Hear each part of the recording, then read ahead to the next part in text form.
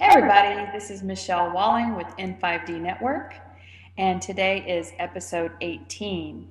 And I'm with my friend Ileana Kapulnik, and she's the Star Traveler, and we're doing an update today. And I just wanted to, hey Ileana, how's it going?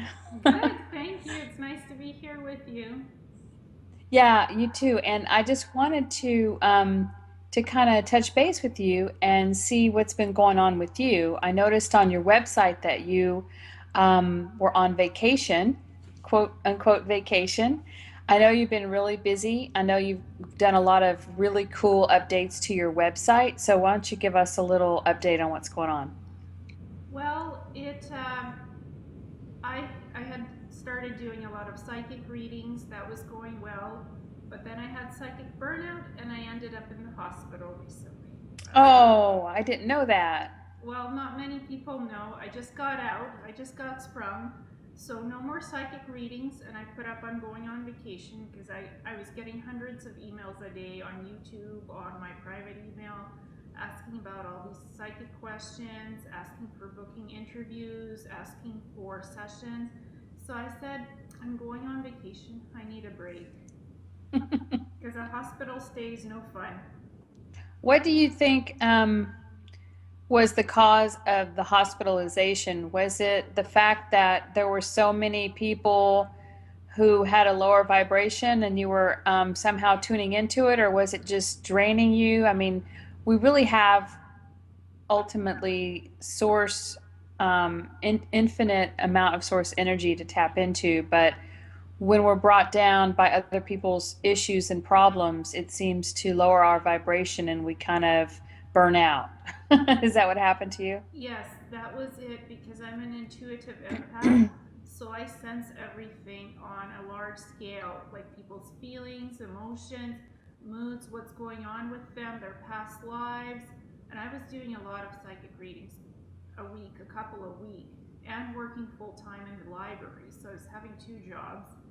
And that caused me to have extreme psychic burnout, and I ended up in the hospital with migraines and paralysis, permanent paralysis. Oh, wow. So, Well, I just went through a really bad bout of flu, and I assume that it's chemtrail related.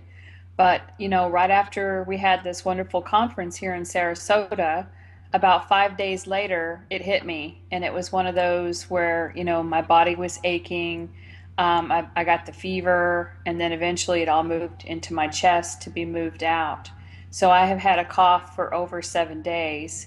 And so this is really the first time I'm really able to speak without, hacking, coughing. So, and Elena, a lot of people are having troubles right now. And what I'd hope to cover on the show is some kind of hope, some kind of answers as to how we're being helped by our star family and what the current plans are. Could you update us with any kind of information? sure, sure. Well, for me, I found out that people are really feeling the vibrations of the planet right now. They're tuned in to the vibrational frequencies of the planet, and it's all being ramped up for us because the planet is continuing to evolve, and we're feeling her energies. She's uplifting and she's at a higher vibrational frequency, and some people get sick because, like you said, chemtrails, they're spraying the flu, they're spraying all kinds of other vaccinations, so the air is polluted. I was picking on that too. I picked that up. So I don't know why, but I could feel the pollution in the air, and that's affecting me because the air is polluted. So what our star families are planning to do is hopefully release these zero point energy, free energy technology that will help to clean up the oceans, the air, stop the chemtrails. They are stopping chemtrails. There's UFOs flying by the airplanes, and they're stopping the chemtrails wherever they I'm can. having a little trouble hearing you. I think our connection may be a little messed up, but um, so the other day we saw we saw a chemtrail and we saw no airplane. Hmm. And in front of where the airplane should be, there was this jet stream of like dark air, but Hmm. we couldn't figure it out. It was like chemtrail, no plane, and then forward stream of dark air. Hmm, that's interesting. So the plane could be cloaked, actually. They have cloaking technology on these planes now inside them. So the pilots are doing extra duty on these planes. So I'd imagine they're now cloaked. So you'll see the chemtrail, but you won't see the plane. That's interesting. Yeah, I'm sure that's what it was. And it was really cool because we were with some friends and we said, "Hey, look up there. What is that?" And look, there's no plane. And they were like going, "Oh, wow, that is kind of weird." But then it makes people uncomfortable, so they just kind of stopped talking about it. Yeah. But I wanted, hold on just a second. I wanted to talk about what I did to get over the chemtrail flu. I mean, it really settled in my lungs, and I took oregano oil, one drop in 8 ounces of spring water, 3 times a day. And our friend Kendra Gilbert had made a post about oregano oil on her Facebook page, and it reminded me of that. But she said also afterwards to take your probiotics because it kills everything. It kills the good and bad bacteria, and it kills, it's really good for your immune system. I also took 3,000 milligrams of vitamin C a day. I took twice a day apple cider vinegar, a spoonful in my water, chug that down twice a day. I took activated charcoal for any kind of metals or toxins that I was pulling out. We did broth, like a chicken and beef broth from a soup 3 times a day, warm fluids, and spit out the phlegm when Hmm. it comes up. Try to spit that out as well. And we drank, well, Greg got it. Greg got it like 4 days ago. And so we went through this whole routine. Thank goodness the universe, I got sick first and then I got a little bit well. So when he got sick, I could take care of him, but he got over his a lot quicker. We drank about a gallon of water a day. So those kinds of things will help flush it out. But basically, the ELF frequencies, the extremely low frequencies, are being also bombarded to us through the Wi-Fi and the television, even if your television's not on, and those towers, and those attack your immune system and try to keep you at a low vibrational frequency. So even if you live out in the country, I know out in Texas, even in the country, they've got those towers in the little towns, but those are designed to attack our immune system. And so when you get the chemtrail and it comes up through your nose and it ends up settling in your lungs and you get attacked by the ELFs, or if you're under a lot of stress, like I wasn't under a whole lot of stress, but I did have stress for the conference. That was just like the perfect cocktail for, getting the flu. But I wanted to ask you, have you ever heard of people who are basically surrogates for So, transmuting energies for like thousands of people? Because I feel like surrogates, like people who transmute negative energies for like thousands of people, and you kind of take them on and transmute it. But sometimes it kind of knocks you on your ass. Have yes, you ever I heard of that? yes, I have. I'm one of them. I'm one of these people. I transmute all the negative energies from the people as well as from the planet because the planet is being polluted.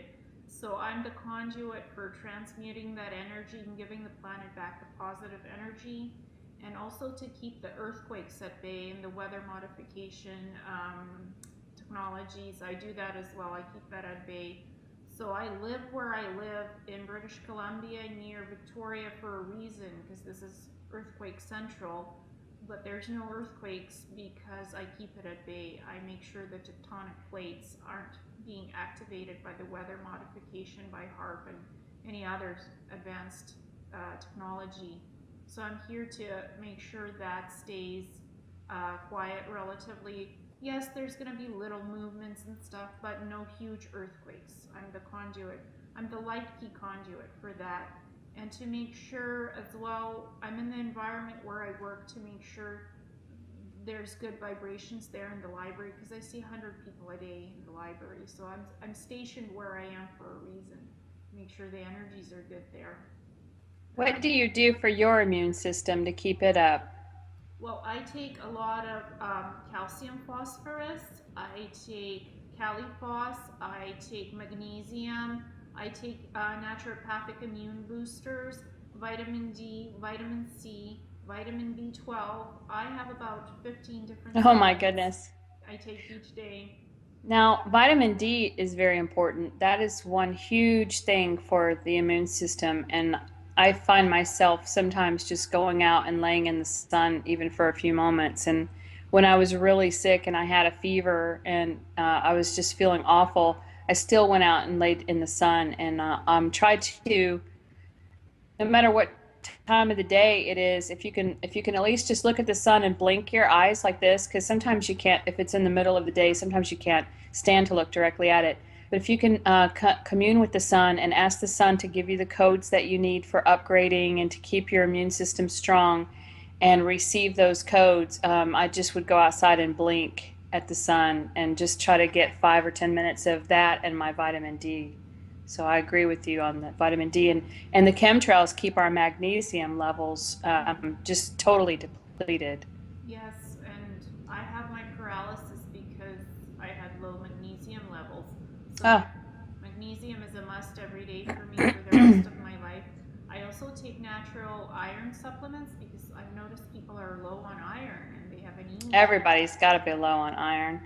I Hmm. remember when I used to have my period. I don't have it anymore because I don't have a uterus because I had to take it out because of all the babies and not earth babies. I would, when I would have my period, I would be extremely fatigued, and my iron levels were very low. But I just, if you take a lot of iron, you have to worry about your stool being hard as well. So you've got to take, make sure you eat lots of fiber to keep yourself regular. Yes, but the thing is, I take liquid iron. I take Oh, that's cool. Floravit and Spatone. So it's natural liquid. It's GMO free. It's gluten free iron. So I don't have to worry about the stool being hard because it's liquid iron. Yes, you still need the fiber, but you won't be constipated with the liquid iron. So Okay. yeah, that's So a when trick. you went to the hospital, basically, I mean, you couldn't tell the doctors, hey, I've been doing psychic readings, so I have psychic burnout. But so what did they do? Just run some blood tests and they said, hey, you're low on magnesium and you're low on this, and they gave you some IV. They ran the blood test. They said you're in perfect health. You're not low on anything. And I was screaming with pain because I was paralyzed throughout all of my body. It was that bad. So what they gave me was some antidepressants and antipsychotics. Of course. And did you spit them out? No, I swallowed them and I had to work through the system because it did calm me down. I'm never going to the hospital with this again because they can't help me with anything. And they said, we are so sorry. This is emergency triage. You'll be stuck waiting here for a long time. There's no beds. I was in a corridor for 3 hours, um, in pain, paralyzed, feeling. I wasn't scared, but I was just sad, a little sad. Our healthcare system, traditional healthcare system, is horrible. In Um, Canada? No, does everybody get free health care in Canada? yes, they do. Yes, they do, and decent insurance coverage if you're working for hospital stay. But the thing is, it's so overcrowded. I went to one of the larger city hospitals, Surrey Memorial, which is a central hospital. They had no beds. I was stuck in a wheelchair, and even they put me in an alcove that had somewhat of a closed door because I was yelling in pain. I wasn't psychotic or anything. I wasn't out of control. But when you're yelling with pain from being paralyzed, and when they shoot you up with these drugs and they make you worse, they gave me Benadryl to see maybe if I had an allergic reaction. I felt my veins boiling, like getting hot. I was yelling, and they're like, okay, give her the Halidol, give her the antipsychotic. So Of she stops course. yelling, and I Right. started shivering and I started shaking. So they sent me to a CT scan, which came back normal. So they said I had a bad allergic reaction to all the medications. Well, I can't imagine how overcrowded any hospitals are. I mean, if there's one business that's been booming lately, it's funeral homes and hospitals. They're building hospitals like crazy in Texas. It's because everybody's getting sick of one thing or another because of, everything that they're doing to us. So really, you know, there's this saying that we are the ones we've been waiting for, and yes, we are. But you know what? We're being frickin' killed and poisoned. And I want to talk about um, what I do, and that is, that's basically telling the universe every day when I wake up, oh my God, I can't believe I'm still here again playing this game. I do not consent to this. I'm a sovereign human being, and I have the right to live on this planet without being poisoned and without being dominated and controlled. And I say my sovereignty declaration. And I just wondered, um, have you had any contact with our benevolent family, and are they noticing that more people are saying this? And is that why I think we're moving things up to be being assisted more because they can't help unless we ask? Yes, that's true. I'm in regular contact with Andromeda Council, the biospheres. They still go up there. I recently went up to Niburu where I got some expanded training in their crystal labs and music labs, where they actually taught me to sing. I can't sing to save my life, but now I can sing. And I've been healing myself with the crystals and singing in these light languages from Niburu and Andromeda Council, the Gwog, the amphibian race that I'm in contact with. I said I need help to heal myself because if the traditional medicine system can't help me, which I've learned it can, it was a life lesson. Don't ever go back to the hospital with migraines or paralysis. They don't know nothing how that works. They don't know how the nervous system works. They have no idea. But the star family does. They can't interfere with curing all your ills and wills and whatnot. They said, Ileana, L, they call me L, you Mhm. have to help yourself. We will guide you through the light language, but you have to start cleansing yourself with the crystals more. You need to do more for yourself to help yourself so you don't end up in the hospital again.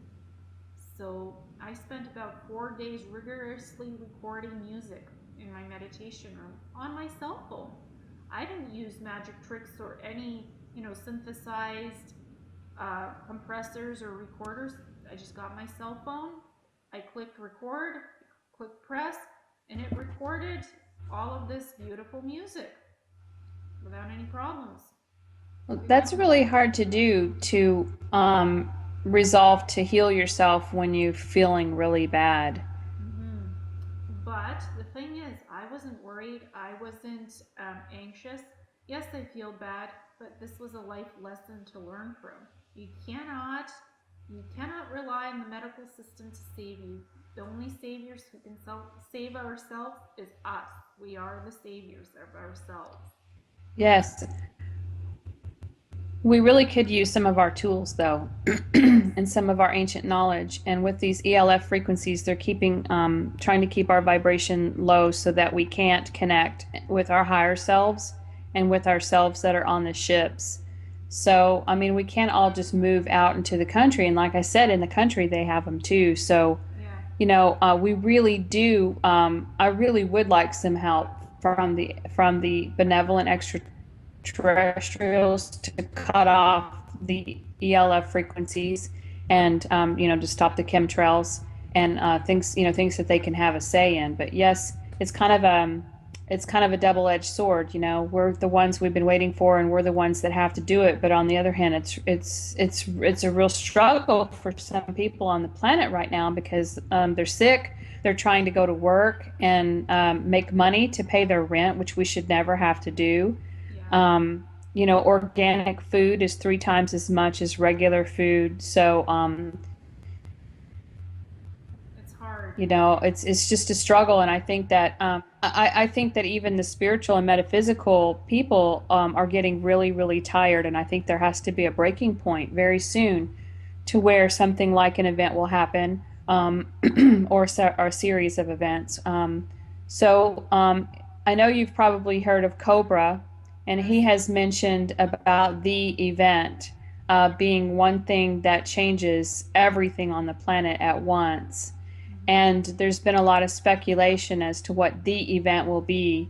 But I think I've come to the conclusion personally that the event is another very huge wave of energy coming from the great central sun, from the center of the cosmos, that will catapult those who are in their heart and have done some of their work into a higher place of consciousness, out of the grasp of all of the technology that exists in 3D, and will help people that were still stuck in 3D and kind of under the hypnotic trance, will maybe move them a little bit higher to the awakened state. But at least if we could just stop being hit with waves and chemtrails, we have a better chance of connecting within to our star family and our higher self, and moving forward very rapidly. I agree with you because I experienced the first wave, electromagnetic wave that came in last year in the summer, and it opened up my psychic abilities. If somebody's talking about me badly, I can feel a joint pain. I feel pain. I'm like, don't talk about me that way. I know what you're saying because my abilities, people know I'm a psychic. I don't hide it. People know at work, people know everywhere. People seem to accept it. So I say, you know what?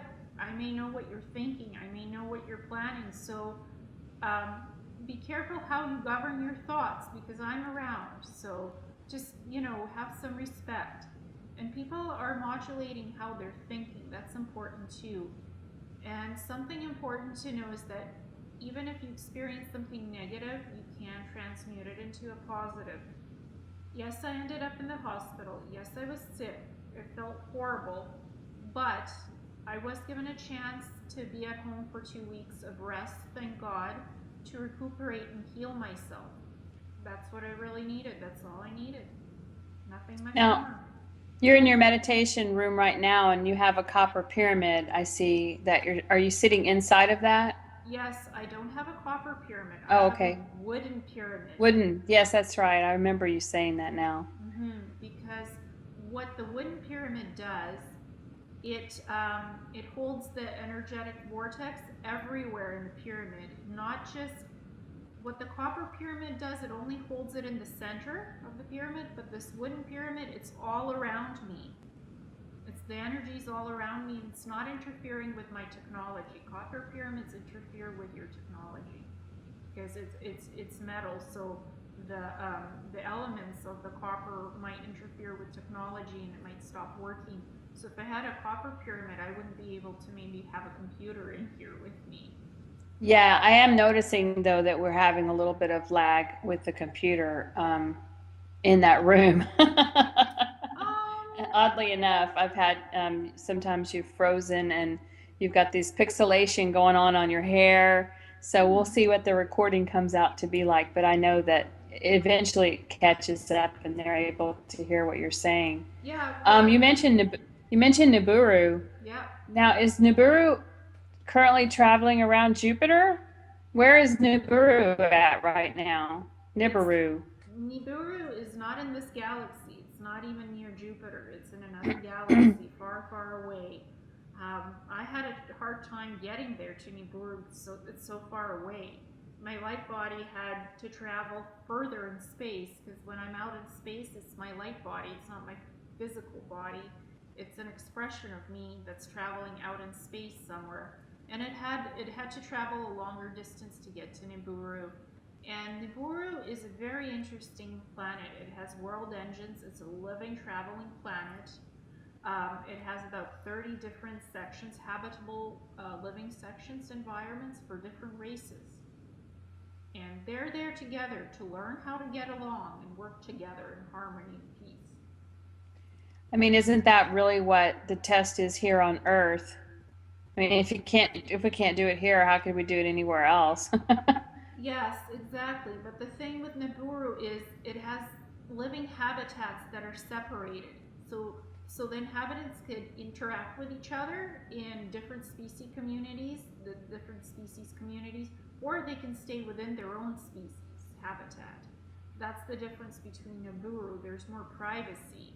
There's more opportunities for self-growth and learning, and you're not constantly attacked by electromagnetic energies, by pollution, by your food being poisoned, your water being poisoned. They don't have that. Sure, sometimes they have reptilian habitat, and those guys bicker with each other on occasion. They have their grand ideas of we're the superior guys, but eventually they're learning. That's why they asked to be on Niburu, to learn how to get along peacefully with other races and not attack each other. So that's their lifelong lesson to learn up there. But it's a teaching, learning planet. That's where I learned my crystal grid healing with working with crystals. Also music. I was in contact with three new people I met. Sarad, who has long blonde hair. Lorna, another guy who has brownish blonde hair. And a woman named Narina, who's like 7 feet tall. They were the ones that they're the light singers on in the Syrian habitat up on Niburu. And that's where I mainly stayed. I didn't really go to the other habitats. For some reason, I was drawn to working with the Syrians. I don't know why. So they're the ones that taught me to sing, and I don't know how to sing. I don't. The things that came out of my mouth in those light languages were amazing. People are like, "Oh my God, you're great!" I'm like, I don't think I'm great, but if you think so, that's good for you. It's fine. So why, if Nibiru is in another galaxy, why do you think there's all this hype around Nibiru returning and knocking off the kilter of the Earth and causing disaster? That's disinfo misconception. It's hype. Niburu is not doing that. Niburu did pass us in 2014, and they were close. They were cloaked, like orbiting the Earth for a little bit. That's when I was up there the most learning in the labs. But nothing happened in 2014. So you think they moved because they are like a spaceship? Do you think they just moved to that other galaxy Yes, yes, they did. recently? Okay. Yes, they did. About mid 2015, they moved off. They were watching too what was happening here, down here, and monitoring and gathering data. And they just left. They left. Damn. They just left. Niburu is not gonna knock off Earth in a different kilter. It's not gonna change the poles. It's so much disinfo. There are planets in the Goldilocks zone, habitable zone, that are super Earths, huge super Earth planets, which could come in our orbit. That's quite a possibility, as because the galaxy is moving and this universe is expanding and growing. So those planets we might encounter, but it certainly is not going to be Niburu. So, what is all the hype around the Planet X or Planet Nine? Is that one of those super planets that are coming into our reality? Yes, yes. The super planet 9, that's a newly discovered planet that's like a super Earth, and it's in the Goldilocks habitable zone. So that's there. And there might be some announcements, some disclosure. Oh, hey, there's this new planet, and it might be habitable soon. It's already habitable. There's ETs living there. There's most planets are already habitable. They have civilizations living there. That's why this disclosure stuff would be very hard on people, because people would be like, oh, so you lied to me for since the 1950s or the 1930s, and ET has been here all along. There's habitable planets. So, and this is already in the mainstream. Stephen Bassett is making predictions that Obama will be the first president to do disclosure, that he'll disclose sometime September, December, before his term is up. Hillary Clinton is making waves, and all her documents are coming up that she tried to do disclosure in 1995, 96. So all this stuff is really coming up, and Corey Goode and David Wilcock, holy moly, they get more hits on Gaia TV than CNN gets in one day. So full disclosure is already happening. I do disclosure too. I post things. I've posted about it, the interplanetary corporate conglomerate, what's going on in Mars. The Earth people already colonized Mars. Mars has Hmm. been colonized, not colonized. It's been colonized, it's been settled, they have advanced bases, they have star fleets and warships that they've built. We have a fleet to protect Earth. We don't know about it, but it's there. It's been built with all those tax dollars from the Black Ops, black budgets. So there's a lot of stuff that we're not being told. Yeah, I don't think anybody really wants to go to Mars, though. No, I've been there. I wouldn't want to live there. It's got slavery. It's worse than on Earth Yeah, in and some parts. yeah, they've told people that Earth has been destroyed and war and everything, and that we're all we all died, and that they were saved and brought there and everything. But most of them were probably abducted by the government and taken there to as a quote social experiment. But what it probably really is they're harvesting their energy. I would think just as slave planet, just like they're doing here. Yeah, because the government thinks Mars is theirs and they can do whatever they want there. And we don't know about it because Mars is far away. Earth is isolated from Mars and Mars is isolated from Earth. So nobody really knows what's going on both planets because we're separated, we're isolated as species. We're humans, but we act differently. We are different because we're raised with different values here on Earth than the Mars colonies, and they're used to seeing advanced technology. We're not used to seeing that. It's coming out in some disclosure now, and the Earth Alliance governments, they want partial disclosure. They don't want full disclosure. They just want to keep on making money and keeping us enslaved in this money Babylonian system. And people are like, guess what? We're on to you. We don't want that anymore. So give us disclosure. Well, and they figure they will come out with partial disclosure because it's coming out anyway. So if it could come out through Clinton or Obama, it's not like they're trying to do us a favor. It's a way of them controlling what comes out and using it to their advantage. It's all they really care about. But when disclosure really comes out, what's to keep people enslaved on this planet? When people say that the frequency fence is has big huge holes in it, so there are ways to leave the planet. Currently, the only way that I know of to leave the planet is either in your etheric or astral body, or when basically when you die. Mm-hmm. But the point is now is for us to be able to raise the frequency of the body where we can start traveling away from here in our Merkaba light body, Mm-hmm. and be able to leave at will. So do you know of anybody who is successful in doing this or is getting close to be able to literally taking their physical body and traveling? I do it all the time. I leave the planet all the time through the fence. The fence doesn't bother me if it's fully up or down. I leave when I want. I'm free. I have my free will. I've broken through the brainwashing. There's no limits really. It's only the mind that sets the limits. So I can So is that like in your physical body though, or in your astral etheric body? both.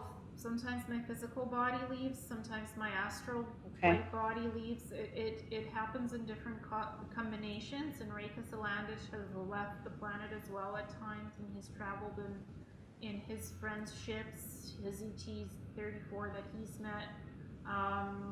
There are a few people who can do this, and I've Okay, left the planet. let's talk about Ray for a minute. I'm curious because I haven't really talked to Ray myself, but I do listen to his shows with Sam. Ray likes pizza. Ray likes his Earth food, and everything. And I know that we've been told that your diet has a lot to do with whether you're going to be able to quote ascend, which is to change your consciousness and change your frequency to where you can activate your Merkaba. So does Ray, when Ray leaves, doesn't he have help though from his ET family basically drawing him away? Or how, because that would be proof right there that just from looking at him, I don't think that he eats like you do. No, no, he eats I mean, I differently. love him, Me but too. this is making a point to help people out. Yeah, yeah, he eats differently. He has help. Yeah, he's been given tablets.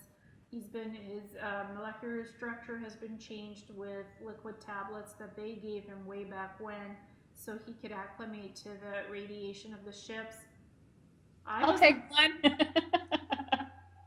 His friends helped him out, the ETs helped him out, and he asked me in one of our shows, were you given any tablets? Were you? No, I did it all on my own. I don't need tablets. I already feel crappy when I'm on this planet. When I go up on the ships, I am in perfect health, well balanced. Everything is fifth, sixth dimensional, perfect health, no problems. When I come back here from the ships, the earth problems come back, the physical issues. So it's different frequencies, different polarities, different dimensions. It's not the same Mhm. dimensions even when I go up there. So Well, Ray's been talking for a couple of months now about there being a point where they're going to move us from one place to another. And it's been a little hard to understand. I don't know if he's talking about people who want to continue their third dimensional experience and being moved to another planet, which we've heard about from Dolores Cannon and many other people about what will happen to people that don't stay on the earth and ascend with her in vibration. So I thought that the plan was that we were to stay on earth and raise our vibrational frequency until, and as we co-create at the same time a new earth, which we're already doing, especially in our when we sleep. We're visiting that higher frequency and planning things out and making sure that everything is there for when we all as a group move to that. But what is he talking about when he says they're going to come pick us up? well, he's talking about just in case if there's a some kind of a cataclysmic event, something drastic, disastrous happens on this planet, the ETs are willing, ready, and able to pick us up and take us to other planets, 3D or other dimensional planets. It's depending on our vibrational frequencies. Some of us are at higher vibrational frequencies than others, so we would be taken and mentored with our appropriate star families depending on the vibrational frequencies. And even if there's no disaster, if people want to do that, they'll be given the opportunity to go into other planets, dimensions, and be trained by their star families according to the vibrational frequencies that they're ready to handle. So there's many options that are available. Um, but we need to take care of what's down here on Earth for the light workers that we are that came to this planet to make sure disclosure happens, the healing, the cleansing of the planet from the pollution. We're here to do our work. So what happens if we go? Who's gonna continue doing Mm-hmm. this? Exactly, exactly.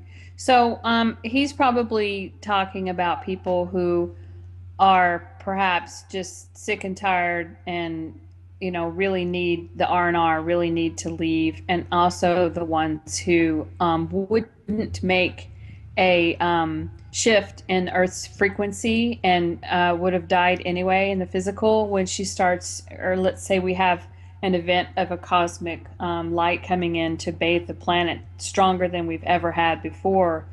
Mm-hmm. Perhaps it's in preparation for that so they don't have to go out of body. I don't know. He did say that different people would go different places, and that yes, there would be a kind of like your star family guide that would come.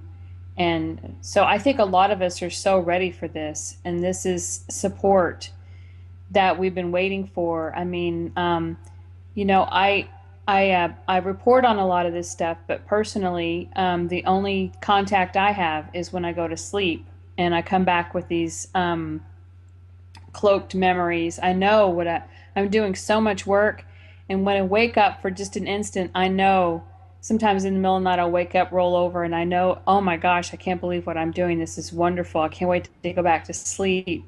But then when I wake up, I'm completely forget. And I know that it's not just because I am not able to, it's because I'm not supposed to know. I made a deal when I came here that I wasn't supposed to know everything, and that was going to help the collective consciousness by being one of the not unconscious, but someone who isn't completely in remembrance of what's happening. It helps anchor it in and helps other people learn how to discern and how to pick up on what's happening psychically by me having to pretend like I don't know how to do it myself because I know I really know how to do this, but I just told myself no, you got to do it just like every other human. You know what I mean? Yes, yes.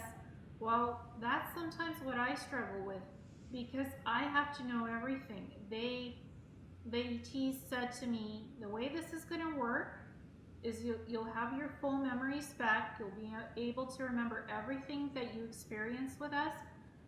The only condition is you get to do this if you put everything on your website, all of these experiences. You match us up with representations of what we look like, what you can find on the internet, because Earth is a living library and you have access to everything you need information wise, images, information, do write ups, do interviews, do presentations. You have to report on all of this. That's the deal. That's the new deal I made with them about a year and a half ago for contact experience. I would have contact. I really wanted it badly, but they wouldn't. They said no before 3 years ago. And then a year and a half ago, they said, this is the new deal. You're going to meet us, but you have to report on everything. Down to the last detail. You can't omit anything. You can't embellish. You cannot lie. Otherwise, we'll stop talking to you. We won't talk to you if you lie about anything. So it has to be honest. It has to be reported to the best of my ability. And somehow I have to balance my human life with my ET interactions because I work full time. And they fast tracked the creation of the website, the creation of the YouTube channel, the creation of all this recording stuff. Facebook, I have to post on 2 Facebook forums too, YouTube, and then my website as well. So it has to be posted everywhere. Now your website is Ileana.list, List dot wix.com. ElenaList.wix.com/Star Traveler messages. Okay. Okay.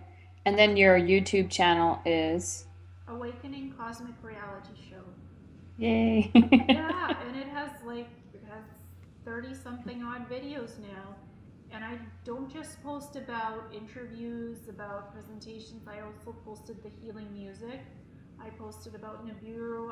Recently I met the Inner Earth folks again in the Agartha network, the Saturn group. That was interesting. I saw their crystal healing chambers, and they're not like those evolutionary chambers you go to. They're natural growing crystal chambers where you sit, sort of like the Fortress of Solitude, like in Superman.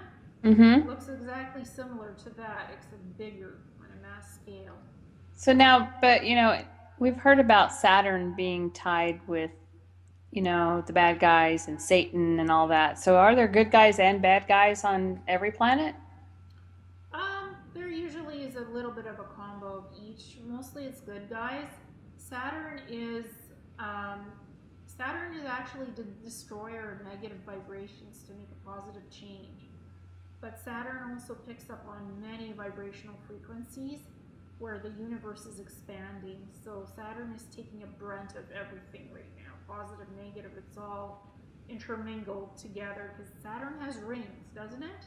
Mm-hmm. So all these rings act as vibrating forces to send positive messages or negative, depends on who takes it over at which time, which side has it. Yeah. So it's been taken over by the good guys because I've heard that the rings are actually part of the control system. So has that been changed? Yes, the good guys have more access to it than the negatives.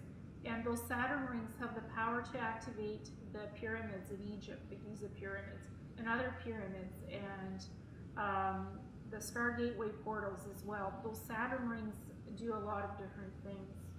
So do you think there's going to be one day where, like Ray says, or like let's just say like Cobra says, there's an event, or leading up to like what Ray says, that the Earth is everybody's going to realize that they're free and they're able to go anywhere they want. They're going to have their star traveler guide come down, their personal guide, and give them like a mind meld and give them the history of who they are, who they've ever been, and where they came from, as far as a star lineage, and then tell them maybe what their goal was here on the planet, and then let them make a decision as to whether they want to stay and help take back control of the planet or leave. Do you think that that day is coming very soon?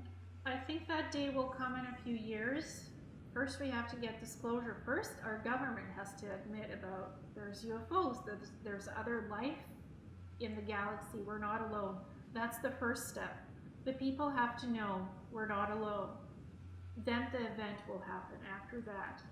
So we're in the year of illumination. We're in the prep year. This is the it of the beginning year of everything, and people can already learn about their star lineage and about their galactic heritage, past life regression, shamanism.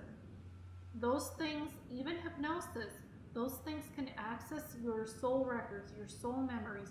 You can figure out who your star family is. You can get basic communication that way. I posted a shamanic past life regression / hypnosis um, self-guided meditation on YouTube, and I direct people are like asking me, how can I figure out who I am? What are my soul records? Who are my star family? I said, go do the meditation. You will have an astral experience. I guarantee you will experience something and you'll start seeing ETs. Just go do it. Oh, but I want you to guide me. I'm like, it's not up to me to guide you. I already created this. I'm already facilitating. Go and explore this. Try it out on your own. See what happens. I cannot guide every person and hold every person's hand.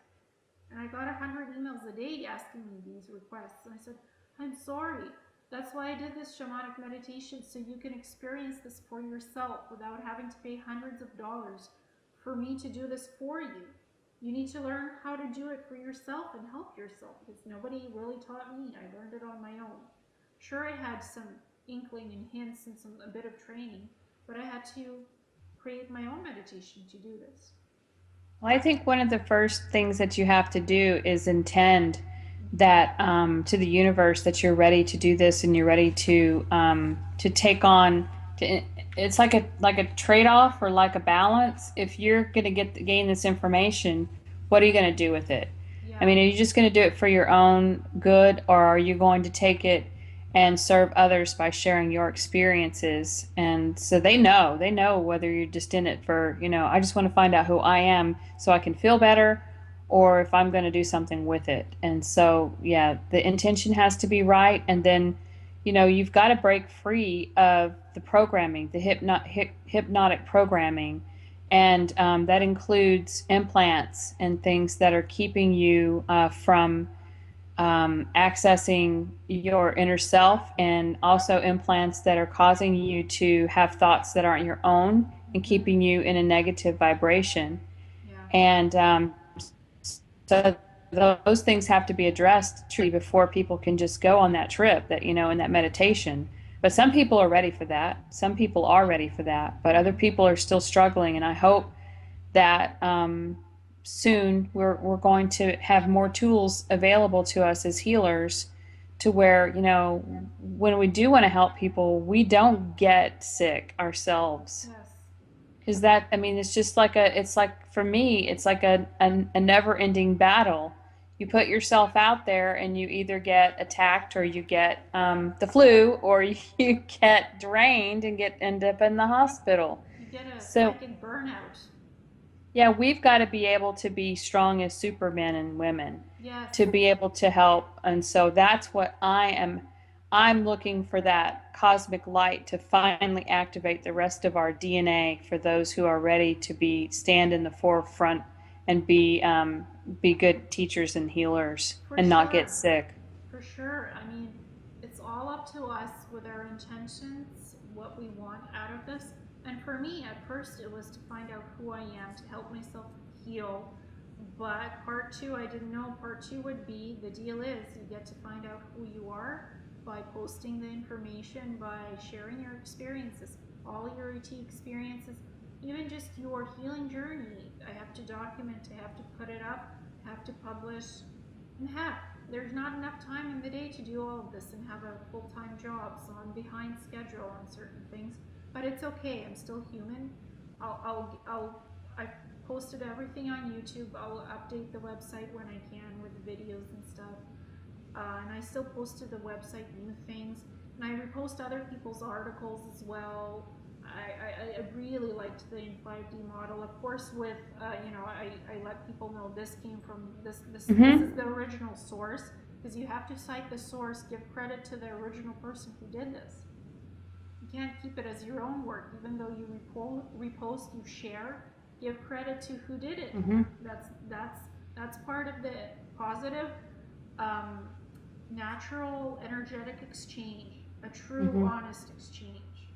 Yes, and we really have to support each other as much as possible. It's there's a lot of great websites out there that are putting information out there, and we allow them to post our articles freely as long as they leave a backlink, and Yep. we post other people's material as well and support as many people as we can that are, their thoughts are in alignment with moving forward in a positive way and having disclosure and having um, welcoming our benevolent extraterrestrial family to make communication with us. I don't even care at this point. It's not about all of the world waking up instantly for me and getting their ET contact. It's about me getting information to share with other people and having abilities to help other people get it internally. You know what I mean? I mean, Yes. that's more important to me, but it would be great if there was just one moment where everybody knew who they were. I've always said that would help out a lot, because then people would stop fighting. If you knew who you were, there would be no fighting. There would be no trying to climb the social ladder or the corporate ladder if you knew who you were. Exactly. And I had an interview on Kukalo TV, and it was done through a Google Hangout. And I have a webcam that's 1080p full HD, and it recorded as crap. The quality was awful. Google Hangouts is a great tool for communication and doing videos, but even if you have faster internet connection, which I do, yes, sometimes there's lag because we're talking energetically here, so there could be lag because of energetics. Or my hair might look funky for a sec because we're talking about energetic things, so it's normal. But I can't do Google Hangouts interviews on my own personal shows because the technology is not there. It looks weird. We should have free Wi-Fi everywhere, high-speed Wi-Fi anywhere you go. There's so many things I'm unhappy with right now Me too. that I think that we need immediate change, or else we may as well be picked up. I Yeah, mean, if you think about it. we may as well go somewhere else where it's higher dimensions because it's sad to say, but this interview will be full HD when it goes up on YouTube. Taped privately, nobody can see it, nobody can comment, but the quality will be better than a Google Hangout. Oh yeah, yes. Yeah, I haven't even attempted Google Hangouts before because I've been on them as a guest and they've just been ridiculous. I don't even know how to run something like that. But hey, you and I are going to be on a conference together, um, from the website Dreamers, DREAMERS.FI, with Jean Grunland from Finland. And you're going to be attending by Skype, and I'll be there in person. And that's what's kicking off my Europe tour. Is I'm also going to have a meetup in Paris and in London, because I'm flying over the pond. I might as well hit those places Yes. and try to put myself out there in person. But we're going to be talking about what we can do now to make changes to the planet, to try to change this from the inside out. That's what we came here to do.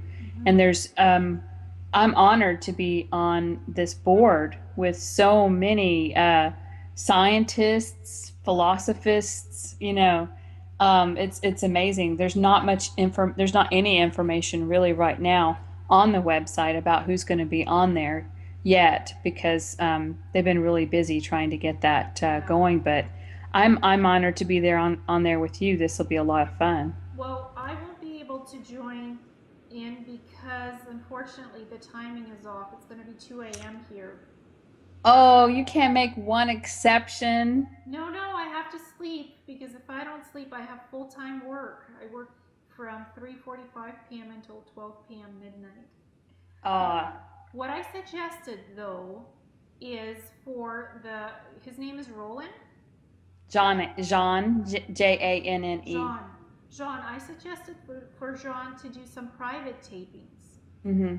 So maybe if we could do some private, like the three of us could do some private tapings together, Mm-hmm. like audio, because I don't know if you can set up a VAR to do three-way, if it would look good if we're three-way on camera. I don't know if that's possible. Maybe we could do some private audio tapings for the Yeah, well, we conference. have to because from all the people on the list, I think you were the most contacted extraterrestrial wise with the Star Traveler information. Yeah. And I think I was like the second woo woo in line as far as the disseminator of information. And Mm-hmm. then everyone else seemed to be pretty scientific and open minded and very collective thought type people, which is great. And so he had a very good mixture of all different kinds of, human thought put together. So it would be great if you could be the one to prove that, people people are not only being contacted here, but you're able to leave whenever you want and travel around and how that works and just really blow their minds. That would be cool. Well, I just sent Stephen Bassett, the only lobbyist who's lobbying for full UFO disclosure on Capitol Hill. I sent him a Facebook request to be friends, and I asked him. I said to him, "I've been contacted. I've been at the Andromeda Council, Arcturians, Palladians, Zarian, Asarian councils. I've it sounds ridiculous when I say it that I've been contacted by these benevolent TT groups from the Andromeda Council. It sounds ridiculous when I type it." And I said, "Look, I was abducted when I was from 2 to 10, when I lived in the Ukraine, and when I lived in Israel, and those are hot spots for abduction They zones. are. It's the mafia run Israel, and the Mm-hmm. mafia run Ukraine too. And I was abducted by the reptilians. Ugh. They infected me with nanonites. They infected me with other implants, and I was supposed to die. I was hospitalized for 2 weeks in the Ukraine when I was 4, paralyzed with migraines, high fever. I didn't die. It didn't kill me, and I was taken to these underground tunnels. And it was on Earth. I know it was on Earth. It was in secret bases where the government gave the reptilians free rein. And I saw this weird, tall, white, pasty guy with long black hair and this long beard. It's one of those genetic farmer races that sit on the Confederation, and they connect up with people's energies. They take their DNA, they splice it with something else. So the experiments are horrific, Mm-hmm. horrific. It's horrible. So I think what we're having here is we're just at the breaking point. If something doesn't change on this planet, a lot of us just don't want to be here and hold down the fort. If we're going to be continually tortured and sick, I mean, I'm not continually tortured and sick, but I just see so many people that are. Mm-hmm. And I feel it too when they are. I mean, we are all connected. So it's not like just because it's not happening to me, it's not happening. It's not the way it is. there has to, if it's all up to us, then we're screwed. And Yeah. let me just say that because I honestly believe that we have to have some help because the help is us, but it's on a higher it's us on a higher vibrational level. It's us in another lifetime, or even part of us, our energy signature we left in the sun before we came here, and it is sentient, conscious being as well. And we yes, we have to accept the help for it to come here, but what about all the people who are ready for it and are suffering? How there's a breaking point is what I'm getting at. It's like, how long do you wait just to hold the hands of the people who have refused to wake up versus all the people who are awake and ready and are suffering basically under the system? And I think that that teeter totter point is getting so close, and I don't, in my personal opinion, I don't think many people can wait another year. No, no. Disclosure will not wait another year. It all starts with the government saying, we know about UFOs, we know about this, we know about that. Releasing those who are not awake to some truth, to some God honest truth, to what's really going on. Because people are just sleepwalking. They're going to their job, they're taking care of their kids, they're paying their mortgage, they're paying their loans, and that keeps us all distracted from what the governments are doing behind our backs, which is taking our money, stealing our energy, experimenting on us, poisoning us. It's all happening behind our backs, and those that know the truth, it's hard for us to reconcile that sometimes because we're awake, we're experiencing this, we see what's happening. I remember when 9/11 happened. That's before I was awakened, and I watched it over and over and over again and took on the programming and thought a plane hit and couldn't make sense of it all. But I remember the first feeling I had was such shock and awe that I didn't want to be at my job. I was like, my job is not important at this moment. I just want to go home and be with my family. So there has to be something, hopefully it won't be horrible like that, but of such shock and awe that people will just stop what they're doing and realize right this moment my job is not important, what I have in the bank is not important, and really get down to the roots of security, Mm-hmm. as a human, and because their world is really going to be shattered Yeah. around them, especially religious people who didn't see the ships and all the paintings from the The Bible. 1800s where there's spaceships in the Christian paintings, right? Yeah, in the Bible. It's in the Yeah, Bible. yeah. They just kind of turn an eye to that part. So, yeah, there has to be something big, I've always said, that's going to shock people awake, and then we can at least try to move forward. And it's unfortunate that it's going to have to be that way, but Yeah. it will, and it's got to come soon. It's And got to it come will. soon. I'm hearing my IT contacts are saying possibly September, some kind of embarrassing disclosure is going to come out on the media. And embarrassing, I mean like for embarrassing for the cabal, because the lower echelon cabal are going to be exposed. They're Hmm. literally going to be handed over just so the elite cabal can stay and keep another 100 years of their system going. They're going to hand over the lower echelon cabal. Yeah, but what the upper cabal is forgetting is that the Earth is raising her frequency, and she's not going to allow this shenanigans for another 100 years. No, They're not going to physically be able to beat on her.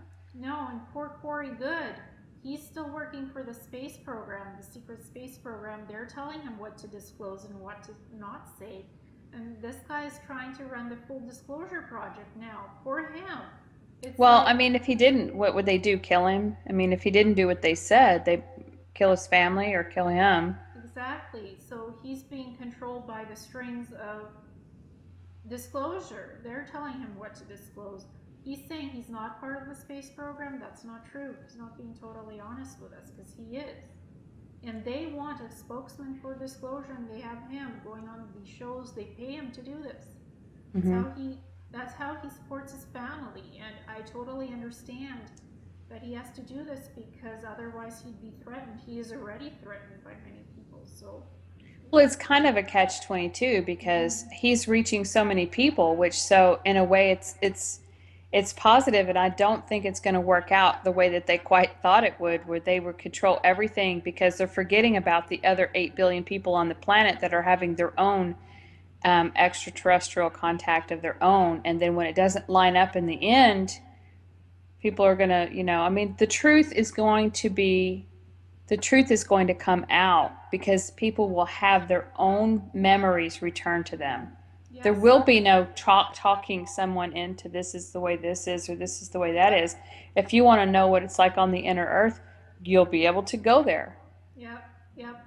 And when I was watching Cosmic Disclosure, Corey Goods and David Wilcock's show, when they say the blue avians are blue and they have feathers and stuff, my inner higher self said that's a lie. That's not the truth. They don't look like that. They look human. They're the guardian race. That's true. They're the builder race. That's true. Some of them are silver. They have silver hued skin. Some of them have white skin like us. They're very tall. They're Nordic looking, but they're not blue avians.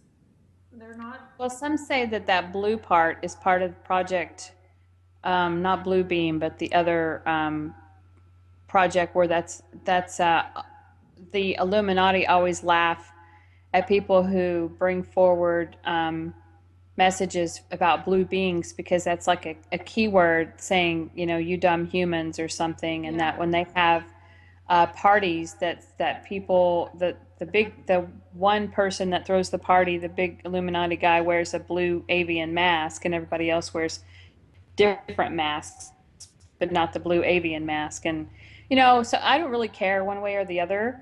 What I think is positive about Corey is the fact that it's coming out. Yes. um, I I've always encouraged people to, just take what you need from it and leave the rest. So if people want to fantasize about what it's like to go to the inner earth and see gardens of, beautiful gardens or whatever, if they want to fantasize and it brings back ties or memories of maybe another planet, as long as they're open to the fact that we we are not alone in the universe and that almost every planet has some kind of existence on it, mostly human, and that we've been kept here under a prison planet, and they're just trying to pat our hands by bringing out some disclosure finally. I mean, it doesn't really mean anything if it doesn't come from the television to begin with No. to most people. So it's only facilitating those of us who want entertainment and Yes. want to fantasize about our star family. Yeah. I mean, it's too bad. Yes, Gaia TV has gotten, well, it's now Gaia, not TV anymore. It's really great that they have more hits than CNN, but they're on the internet. Nobody sees this on the TV, sadly. So, as versus Ancient Aliens, for example, they're on Yes, History Channel. So they I don't, love it. I love it. And yeah, it's, you know, at first, not all of it was completely true, but I have noticed over the last year, a lot of the stuff is mostly believable or mostly true. I mean, there's nothing in it that seems to be twisted and malevolent other than they don't tell you the whole story. And that's cool because people need to figure it out for themselves in order to believe it. exactly. And I heard about Amaramuru, Peru from Ancient Aliens, and that activated me to go there astrally. And actually, hey, my soulmate was there, trapped there in stasis 2 million years ago. She tried to help do ascension, didn't work then. She was trapped. I was reactivated, had to go help save her. Uh, and for me, I'm openly bisexual. I'm not straight. I'm not gay. I'm just bisexual. I look at the people, for their heart, for their soul, not their genitals, not what they look like necessarily. So, and I have a couple of soulmates. If people choose to bash me for it, fine. I don't care. It's my life, it's my experiences. I live my life the way I want, and I'm a sovereign being, and I have no problem with speaking about who I am and telling my truth. I'm Yeah, not. I've had a couple of clients that were gay men, and they seem to have the biggest difficulties right now because there's, it's the gay stigma, but they're raising their vibration. And then, when either, even if you're with a man or a woman, doesn't matter when it comes to sharing your energy vibrations. If you're with somebody else that hasn't done their work, it's going to bring you down each time. But it seems to be even harder for gay men because of the way that they have sex. And I'm not going to really get into that. Yeah. But it seems to be all domination and control. And there seems to be a dominant one and a not dominant one. And it's been twisted, basically, rather than what we should be experiencing is as human beings, we should be able to look at somebody and make them have an orgasm just by looking at them, Yeah. just by sharing your love and opening your heart and exchanging that energy. It doesn't have to, the sexual organs should be, in my opinion, for reproduction purposes, but orgasm and energy exchange can happen without even touching somebody. And that's what we've forgotten. The Andromedans do it that way. They can just look at each other, or they can become a light body, and their energies just intermingle together, and they share this beautiful experience. The organs are not even involved in that. You could call it a sexual experience, but it's an energetic experience. It's not organs interacting together, it's the souls interacting together. That's how they do Well, that. I mean, until we fix that part and educate people on the planet. I mean, this planet really, it's really hard to live here. Even, even if you're a heterosexual, the percentage of people that are awakened and are of such a high vibration that you could literally share your energy with them and having sex is so small. Yeah. And nobody's going to be exactly on the same level, period. I mean, you can have two very high vibrating people and one of them still be higher than the other, Yeah. and you're still going to have dissent between the Yeah. two. And people look at each other. How do you look? Are you beautiful? Are you small? Are you big? Are you short? Are you whatever? That it's not about that. It's about the person. It's about the love, the openness. How do people treat you with respect, honesty, caring, compassion, love? The heart. It's not about weight. It's not about size. It's not about how long my hair is or if my hair is gray, white, or black. I can change that at any time I want. I can change the color of my hair. I walk around with no makeup on and I'm fine the way I am. You accept me how I am? Great. If you don't, that's fine. Move on. Look for somebody else who's more beautiful or skinny or tall or whatever. At this point, I don't care about that. It's not about that for me. But I'm just really ready to be able to change our appearance the way that we'd like to have it, just like that. If we want long hair, we can make our hair long. If we want to change the color of our eyes, or like in your case, if you want to have your blue skin, that's, you could do that. And then you could change back to something else if you want. But it has to be of your template, meaning Yes. that it has to be one of the lives that your soul has had in Yes. order for you to access that. And that's what's exciting, and I'm ready to do that. I mean, we are, so many of us are so ready, Elena. I just wanted to have this conversation today and let people know that my feeling very strongly is, since I know I don't want to be here past another year without any major changes that I can see and use and tools, that I know that that must be true for a lot of people because I am connected with that collective consciousness. Exactly, and I feel the same way. I want full disclosure. I want the medical system to change so people can actually, if they have issues, diseases, they can be cured instantly. They don't have to suffer with the flu for a month, or stomach pain, migraines, paralysis, Alzheimer's, Hodgkin's disease, cancer. Cancer. That's a Got a lot huge of one. friends that have cancer right now too. It's just getting to the end, the breaking point, and so Yeah. I know that from what Ray Kusalongis has had on Sam Muggsy's show, if for some reason we are not able to hold off these earthquakes, which I work on at night when I'm asleep, if we're not able to do that, and the Earth does need to just push herself forward and shift, I do know that they'll come and pick, our star Yes. family will come and pick us up.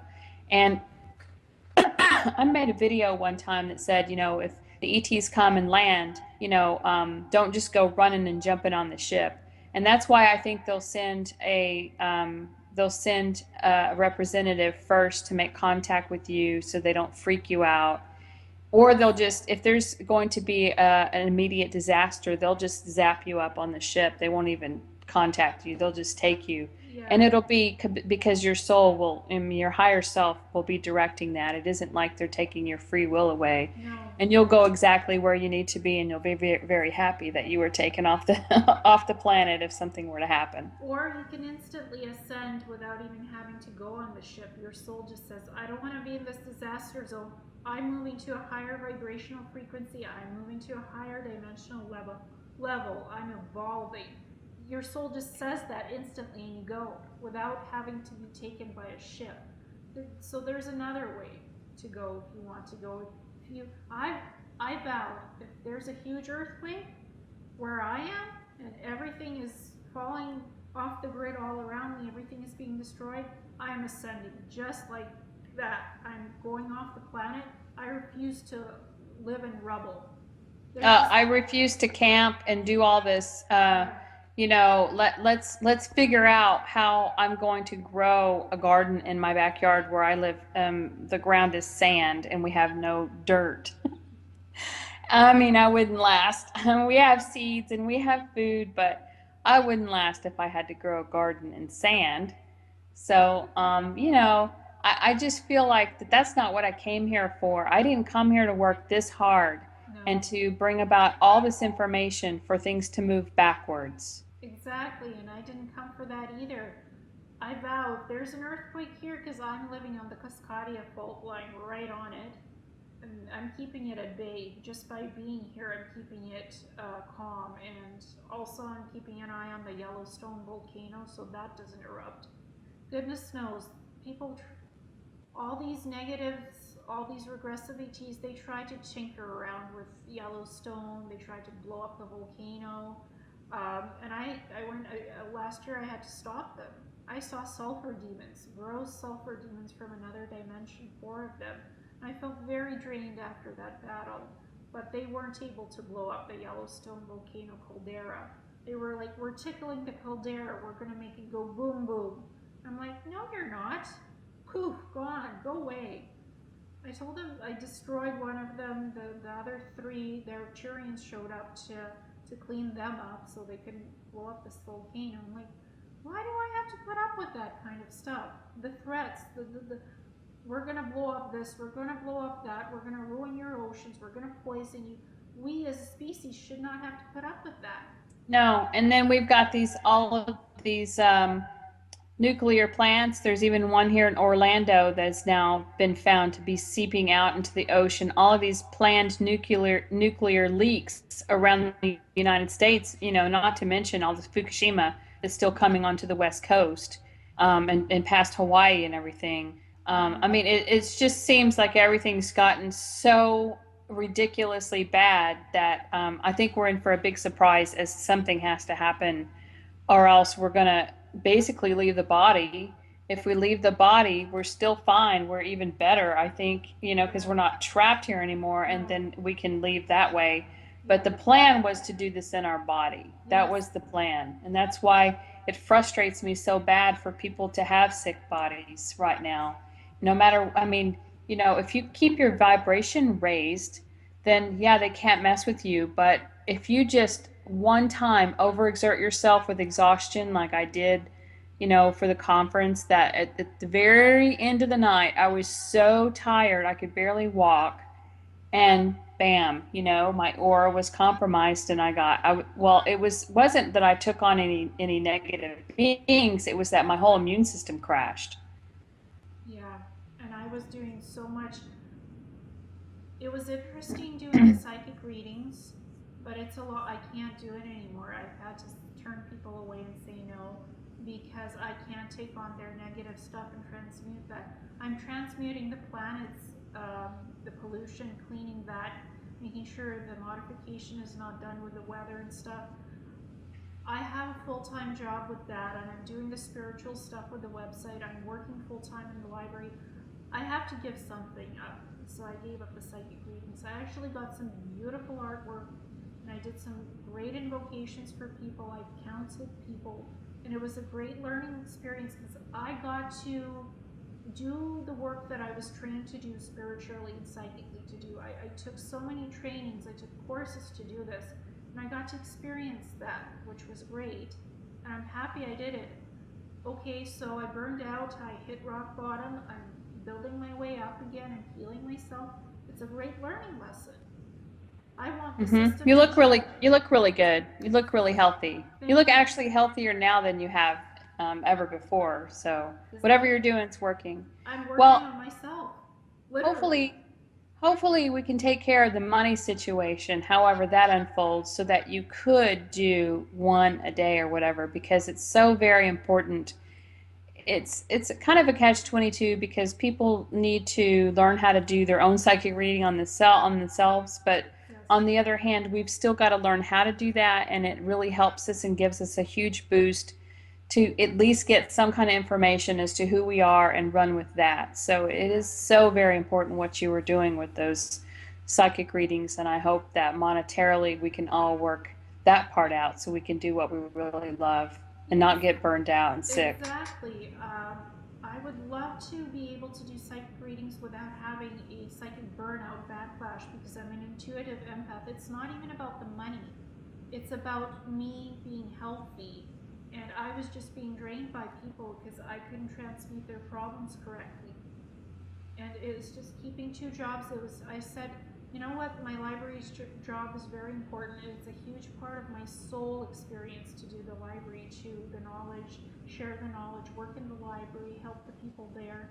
So I'm going to concentrate on that. I'm still going to keep the website. I'm still going to do the spiritual stuff.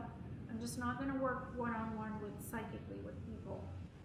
I wish we could set up healing centers and train people how to do this, hire them, so the ones that are equipped and very strong can do this on a daily basis. You set it up, you make it profitable, it's self-sustaining in the communities everywhere.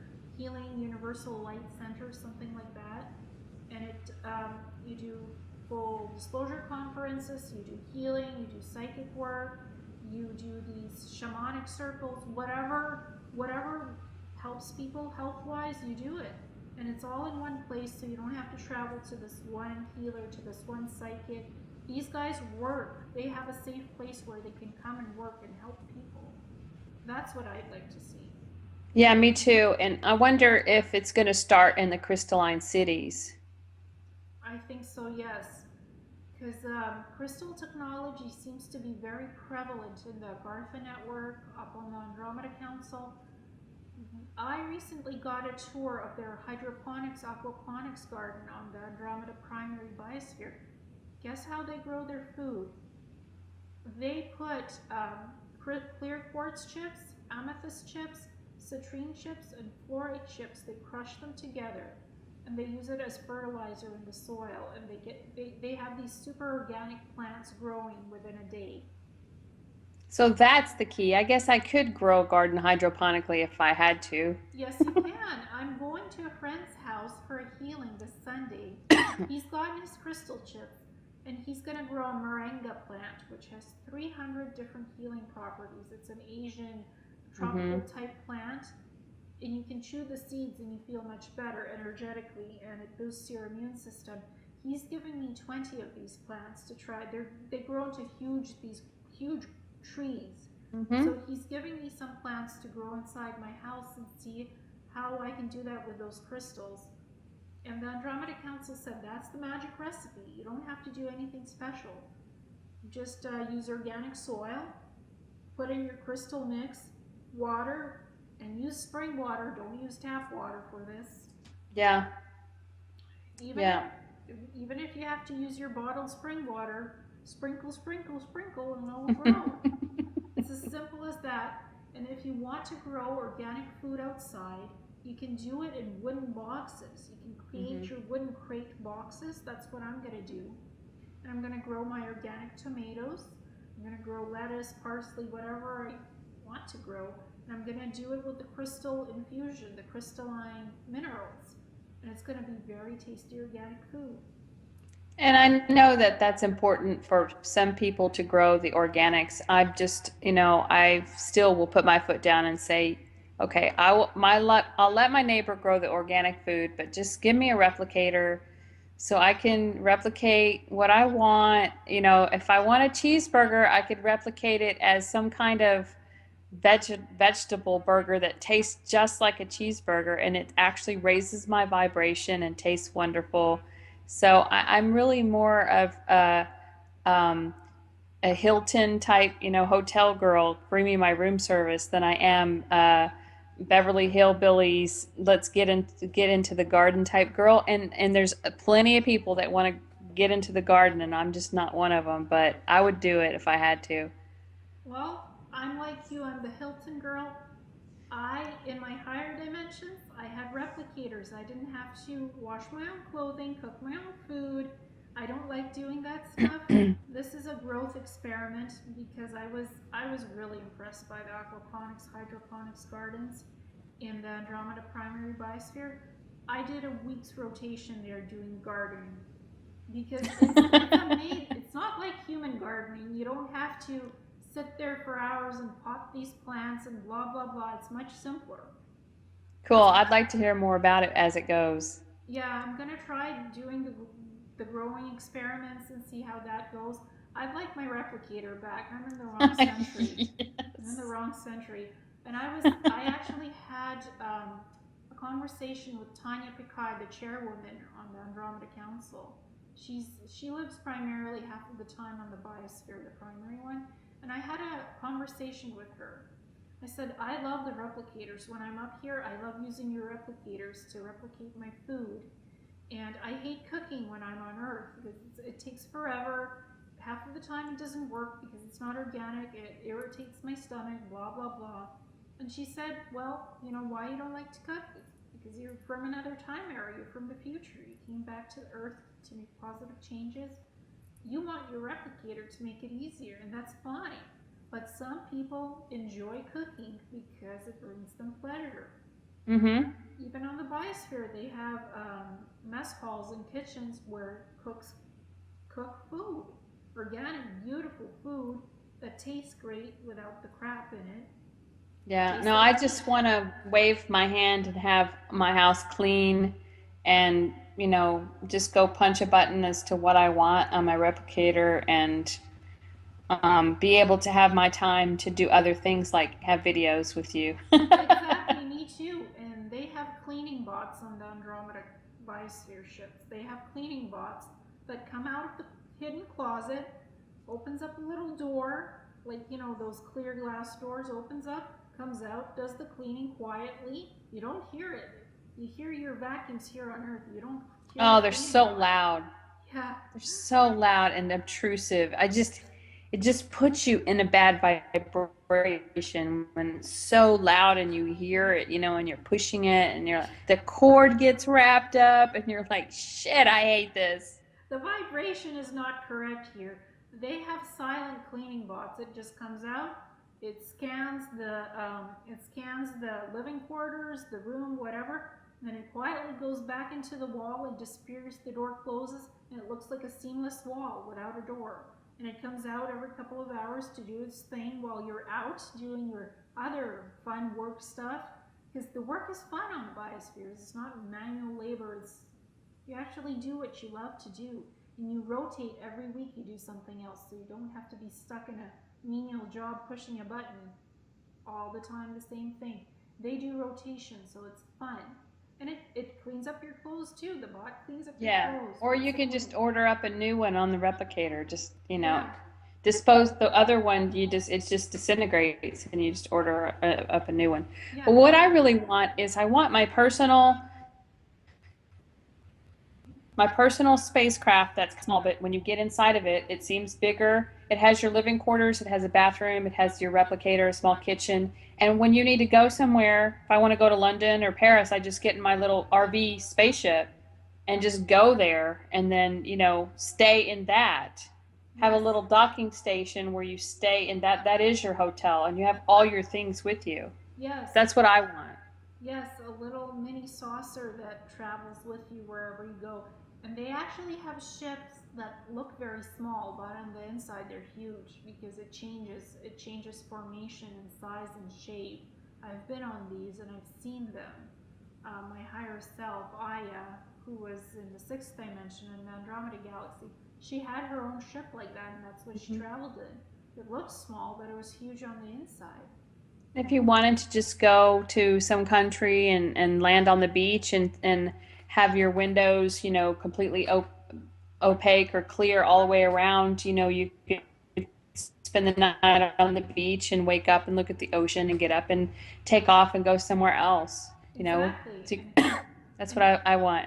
and have your And ship. I mean soon. I don't mean in 10 years. I mean No, no, soon. soon, like now, and have the privacy of your ship being cloaked, so people don't see you what you're doing on the beach. You're cloaked. That would be cool. Yeah, Yeah. I hadn't even thought that far. Well, I usually, when I came to planets, press a button, it's cloaked. I walk out, I press a button on my suit, I'm cloaked if I want to be. So I'm doing my stuff here. That's the other thing. There's ETs visiting us and they're cloaked. We Yeah, don't I see know them. that. I know. And so soon we should be able to see and have disclosure of everything that's on our planet. We should have the right to be that. We shouldn't be the lower echelon No. of the planet where everything is, we're the only ones that don't know what's going on, you Yeah. know? We're not, there's this scale. Some scientists developed a scale, the Kharchev scale or something like that, where it's from zero civilization to five. Do you know what that's called? Mm-mm. It's something like the Kharchev or Russian guy scientist developed it, and we're on the zero scale. We're not even Yeah, one civilization. We're on the zero. We're on the monkey level scale, apparently yeah. the I scale. believe it. I So believe it. Well, we're here to change this, but we need our tools. We need yes, our memories back, and we may need a little bit of help to get there. And if not, we might as well just hang our hats up because it's getting to a breaking point yeah, for many. yeah, for me too. I feel the breaking point because I often get sick when I feel like there's something bad happening on the planet. I can feel it literally. I'm like, oh, something happened somewhere. Oh my goodness, we gotta go and clean that up. It's like I'm Yes. tired of mopping up the messes. Like they send me on missions. I go. Um, I heard. I was shocked. There's the queen. She's a 7,000-year-old reptilian. Hmm. She's been 7,000 years here on this planet. I talked to her. Oh, so condescending. She was like not the nicest person to talk to. But she said, oh, Star Traveler, you know what, Al? I have higher overlords than me who are a lot more scarier than me. The moment she said that, I was taken to this planet, huge planet, there are these 100-foot tall reptilian dinosaurs walking around, AI/AI. They've merged ancient dino DNA with AI, and they like to sit around and laze around under this huge sun and sunbathe themselves, and they're lazy and they just want to feed off of other planetary energies, off of other beings, and maintain So they're their. taking our energy to the AI reptilian dinosaurs. Yes, they are, and these things want to destroy our universe. They want to eat our energy. They don't want the human body. They just want the energy from our bodies, the life source that powers our body. That's what they want, and they're lazy. So they're archons, and they created a physical body that's a huge uh, AI reptile dinosaur to be able to move their consciousness into. Not exactly sure if they were archons or if they had organic bodies before, but they wanted more technological upgrades and they Or, wanted to. or are they able to create, shapeshift and create whatever body they want? And they build the body up. They Okay. build it. They took ancient dino DNA off of Earth and they combined it with this AI technology. The fact is, they're 100 feet tall, and I saw them. I went to one of their planets. It's surprising. It's part organic and part technological. Somehow it still works for them. These guys are ugly. They're huge. And they're like, are you afraid of us? Are you scared of us? I'm like, nope, nope, I'm not. You can't do anything to me. I'm just observing you. I'm just watching you. And this happened after I talked with the lizard queen, Queen Elizabeth. And she was not a very interesting person to really talk to. She was just condescending. So, Star Traveler, you finally didn't to chat with me. You lowered yourself to a lower level to talk to me. And I said, I didn't lower myself to anything. I'm just interested to see what you are, who you are. Um, I just found out you're a lizard, so I just wanted to see for myself if that was true or not. And she's like, yeah, it's true. Okay, thanks for chatting. Mm-hmm. Next. So, you know, it's quite interesting what's really on this planet and what's living right beside us. Yeah. Where do you think this planet was? Is it in this solar system? Is it in this galaxy, or is it in another galaxy? It's in another universe, Another actually. universe. Yes. So I have often heard that the controllers of this planet definitely came from another universe, and that usually travel between universes is not allowed, but that there was a rip in time and space, and they kind of got sucked in here. Yeah, yeah. Well, they still exist in their own universe, but they have access to ours, unfortunately.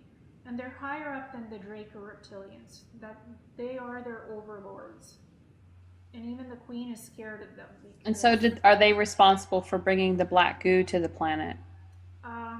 they are in some other ETs, the harvester DNA race ETs that harvest the DNA. They brought a form of the black goo here.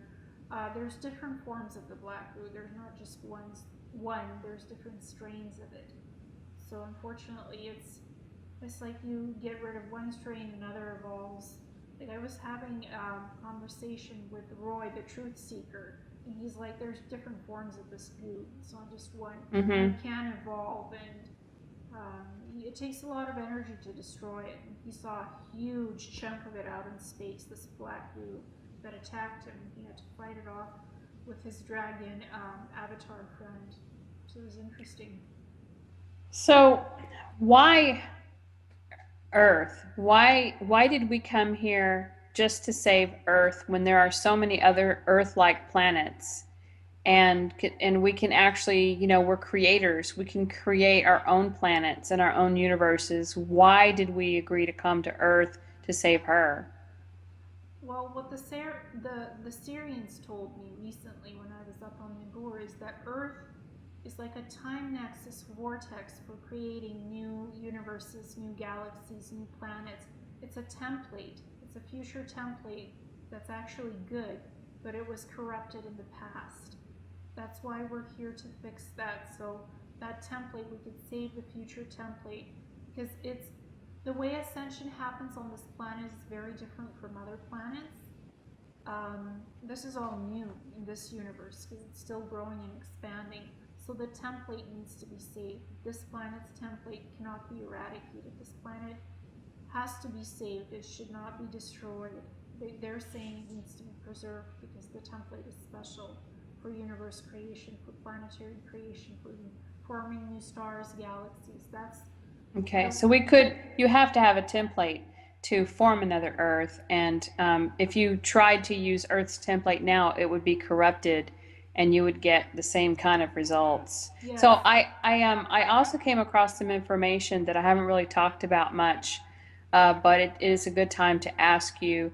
Some say that these beings from the other universes actually traveled back in time to when this universe was created or before it was created, and got on the creation board, infiltrated that, and actually changed the universal template. Put a little tweak in the universal template that couldn't be found by the creator that created this universe, that used the template.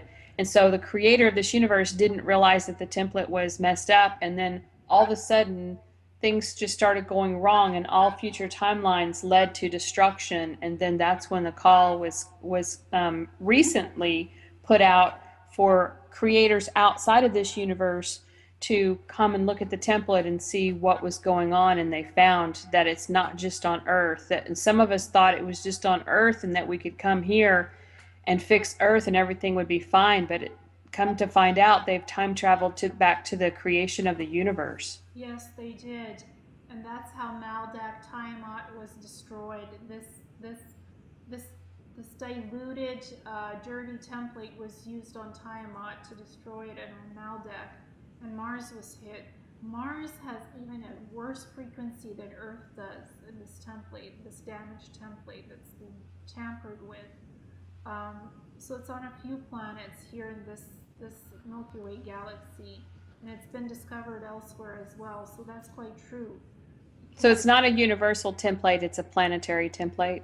It's more of an individualized planetary template. It's unique to each planet. And there's about three of them that have been three planets that now have that damaged template. What would the other one be? Do you know? Oh well, I guess it was Maldek. It was actually more than three. It was Tiamat, because there was Tiamat, there was Maldek. Despite people saying that it was just Maldek, there was two planets destroyed, and that's what the Kuiper belt is, those two planets. Right now, Mars and Earth are taking the brunt of this template, this compromised template. So those two planets are taking it the most.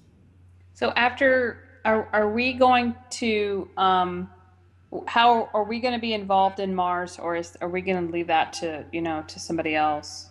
I think we have to leave it for somebody else right now, because we have to figure out what to do on Earth and the Moon too. The thing is, this horde template is on the Moon. That's the originator. That's how it came in to this galaxy. The Moon came in from a different galaxy. It has world engines, the Moon, that's damaged, so it can't move anymore. But it still has that yucky energy, that template, and it affects our tides. It affects the gravity of Earth. If we didn't have the Moon, the planet would be a lot in a better shape. Like there wouldn't be these earthquakes so much, and all of these volcanoes erupting, all of these floods and tidal waves. So the Moon has to go too. And the Moon has a lot of ETs on it. Not the most positive ones. So I mean, as humans, we're not going to be able to get rid of the Moon on our own. So we need our benevolent. We need to give our benevolent star family the okay. There's been a lot of people when I did a video with Kelly Coffey where we said, perhaps the Moon needs to go. We had a lot of people freaking out saying, oh no, you can't take the Moon away. The Earth would, there'd be tsunamis and everything. The thing is that that's what's causing the crap. That's what's causing the matrix. It's coming from the Moon. And I thought Saturn had something to do with it as well, as far as the box that we're in being projected. I thought Saturn had something to do with that, but apparently Moon has most to do with it. It's the Moon. It's gravitational pull. It's not a natural satellite. It's an artificial satellite, so it has a lot of negative things on it. Saturn sends out information and vibrations, and it has the ability to activate the ley lines, the grids on Earth, either for positive or negative, depending on who takes it over, who has the control at what time, and they rotate control. Sometimes it's the positives, sometimes it's the negatives. It's not always the positives. So whoever has the control of the Saturn rings has the ability to change the frequencies on this planet too, but the Moon is worse. Well, so some people have said that the Earth could actually be moved. I mean, they could either come move the Moon or they could move the Earth. Yeah, they have these biosphere ships that have huge gravitational pulls. They have these huge, in Star Trek, what was that called? The beam that tractor beams. Yeah, tractor beams. Yeah, they have them on all the spaceships. They can move planets easily. That's not a problem for them. Planets, asteroids, moons, other planetary bodies, debris. They can move anything. I guess it's just a matter of, what is it a matter of? Earth humans saying, okay, come get us, come move us away. Let's cleanse this planet and let's let her have her birthing of a new vibration and shake off all the fleas. Yeah, but the question is, once it shakes off all the fleas, are we allowed to come back here or not? Once we leave, we give away the planet. So, well, what I meant by that is that when she raises her vibration, our bodies are supposed to be able to withstand that, and we'll be the ones still standing. Yeah. while the lower reptilians and the astral beings that can't vibrate at a fifth dimensional or fifth density frequency or higher, they will basically disintegrate, and that's why a lot of them have already jumped ship because they realize shit, this is happening. Yeah.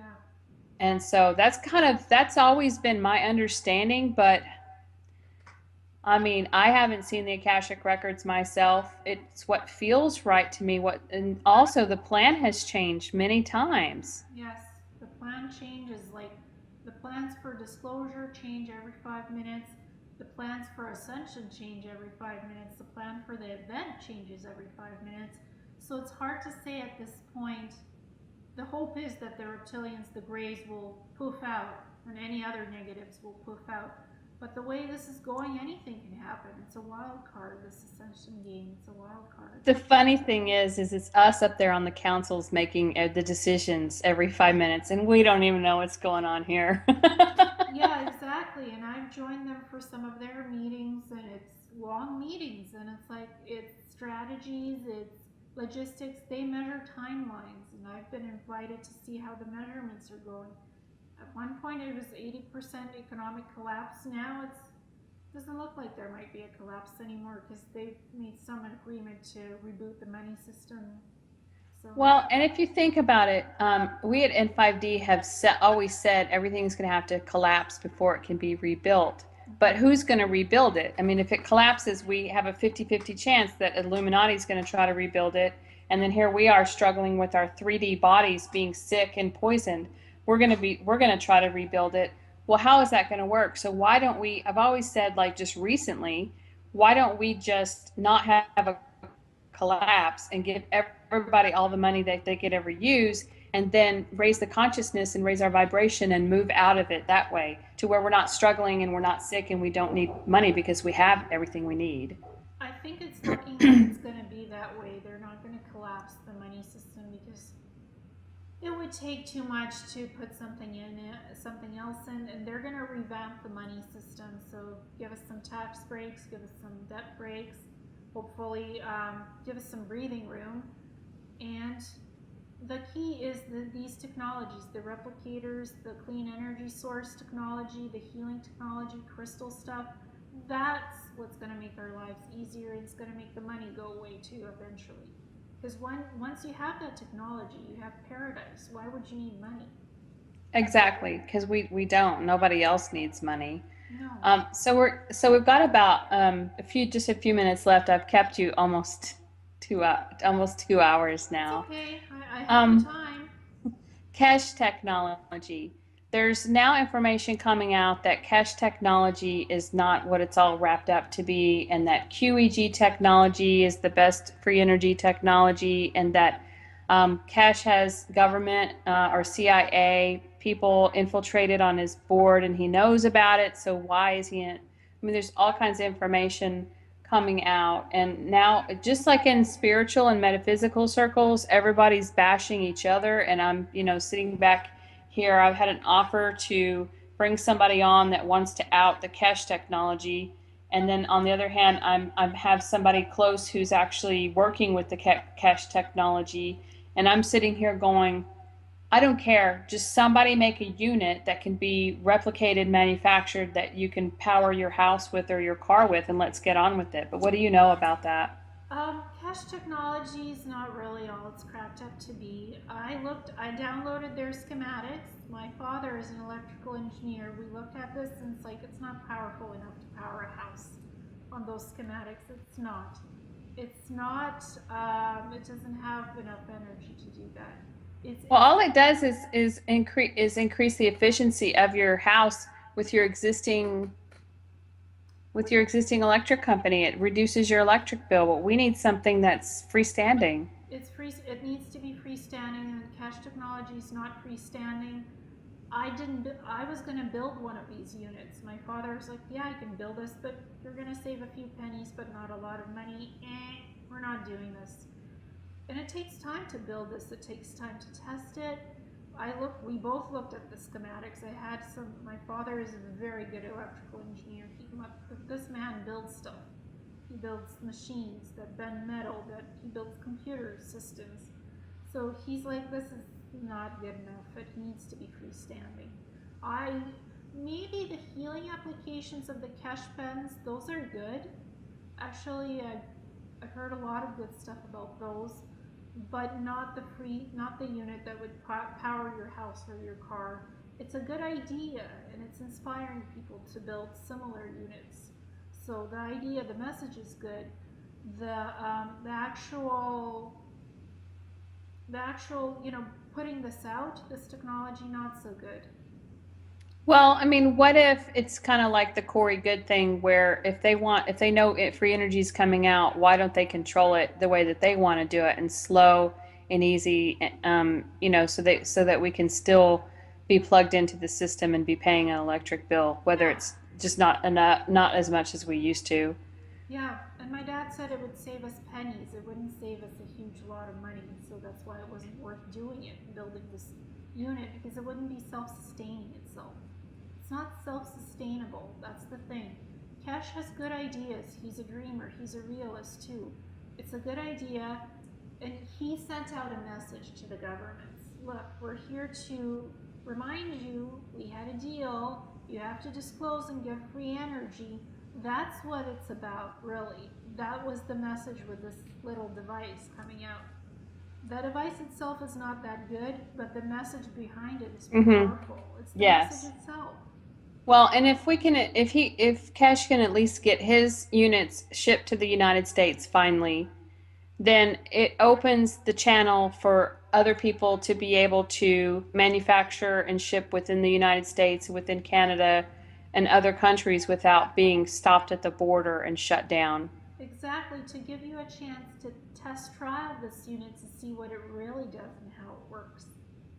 The thing is, you can build your own unit, but it won't be exactly the same because you don't Yeah. really know what you're doing, how you're building it. It's somebody else's schematic.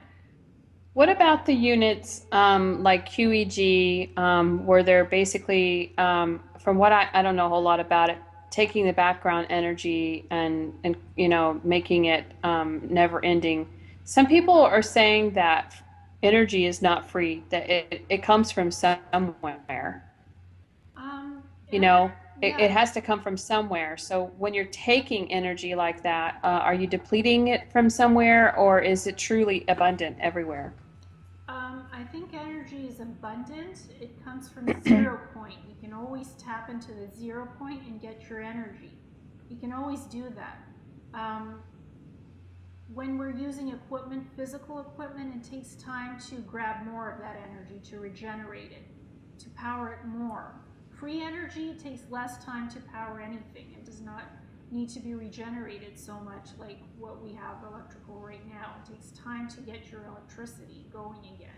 If there's a power outage, or with free energy, you wouldn't need to spend hours without power. It would just boom, the light would come back on quickly. Right. Where you and I come from, the planets in the future that we've been to, they store energy in crystals, and you run all of your cities' power needs off of one main crystal in the city. And we can manifest out of the background energy, out of the zero point energy, Yes, anything we need. yes, So it's really hard for me to understand this 3D way of thinking, of trying to bridge into the fifth dimensional thinking by doing these units that you have to pay for yeah, and that have to be physically manufactured when crystals could do the job. So yeah. I'm just at a loss. I don't even have. I want free energy because I want people to be free, Mm-hmm. but it's not free. You got to pay for it. Exactly. Well, how the Agartha network does it is they've built many suns which have this great light technology, ultraviolet light technology that powers those crystals, and the crystals power all the cities. And that light technology lasts for thousands of years. It doesn't break because it's made of these minerals, these metals that are not from this planet. It's made from sturdy metal technology, and it never runs out. It's virtually indestructible. That's why it lasts for thousands of years, and that's how they have their free energy. That those light sources power the huge crystals that power the cities. Well, I mean, I'd very open-minded and be willing to move right to that. And I think there's a large group of people on the planet that once they were shown that, they would be open to that too.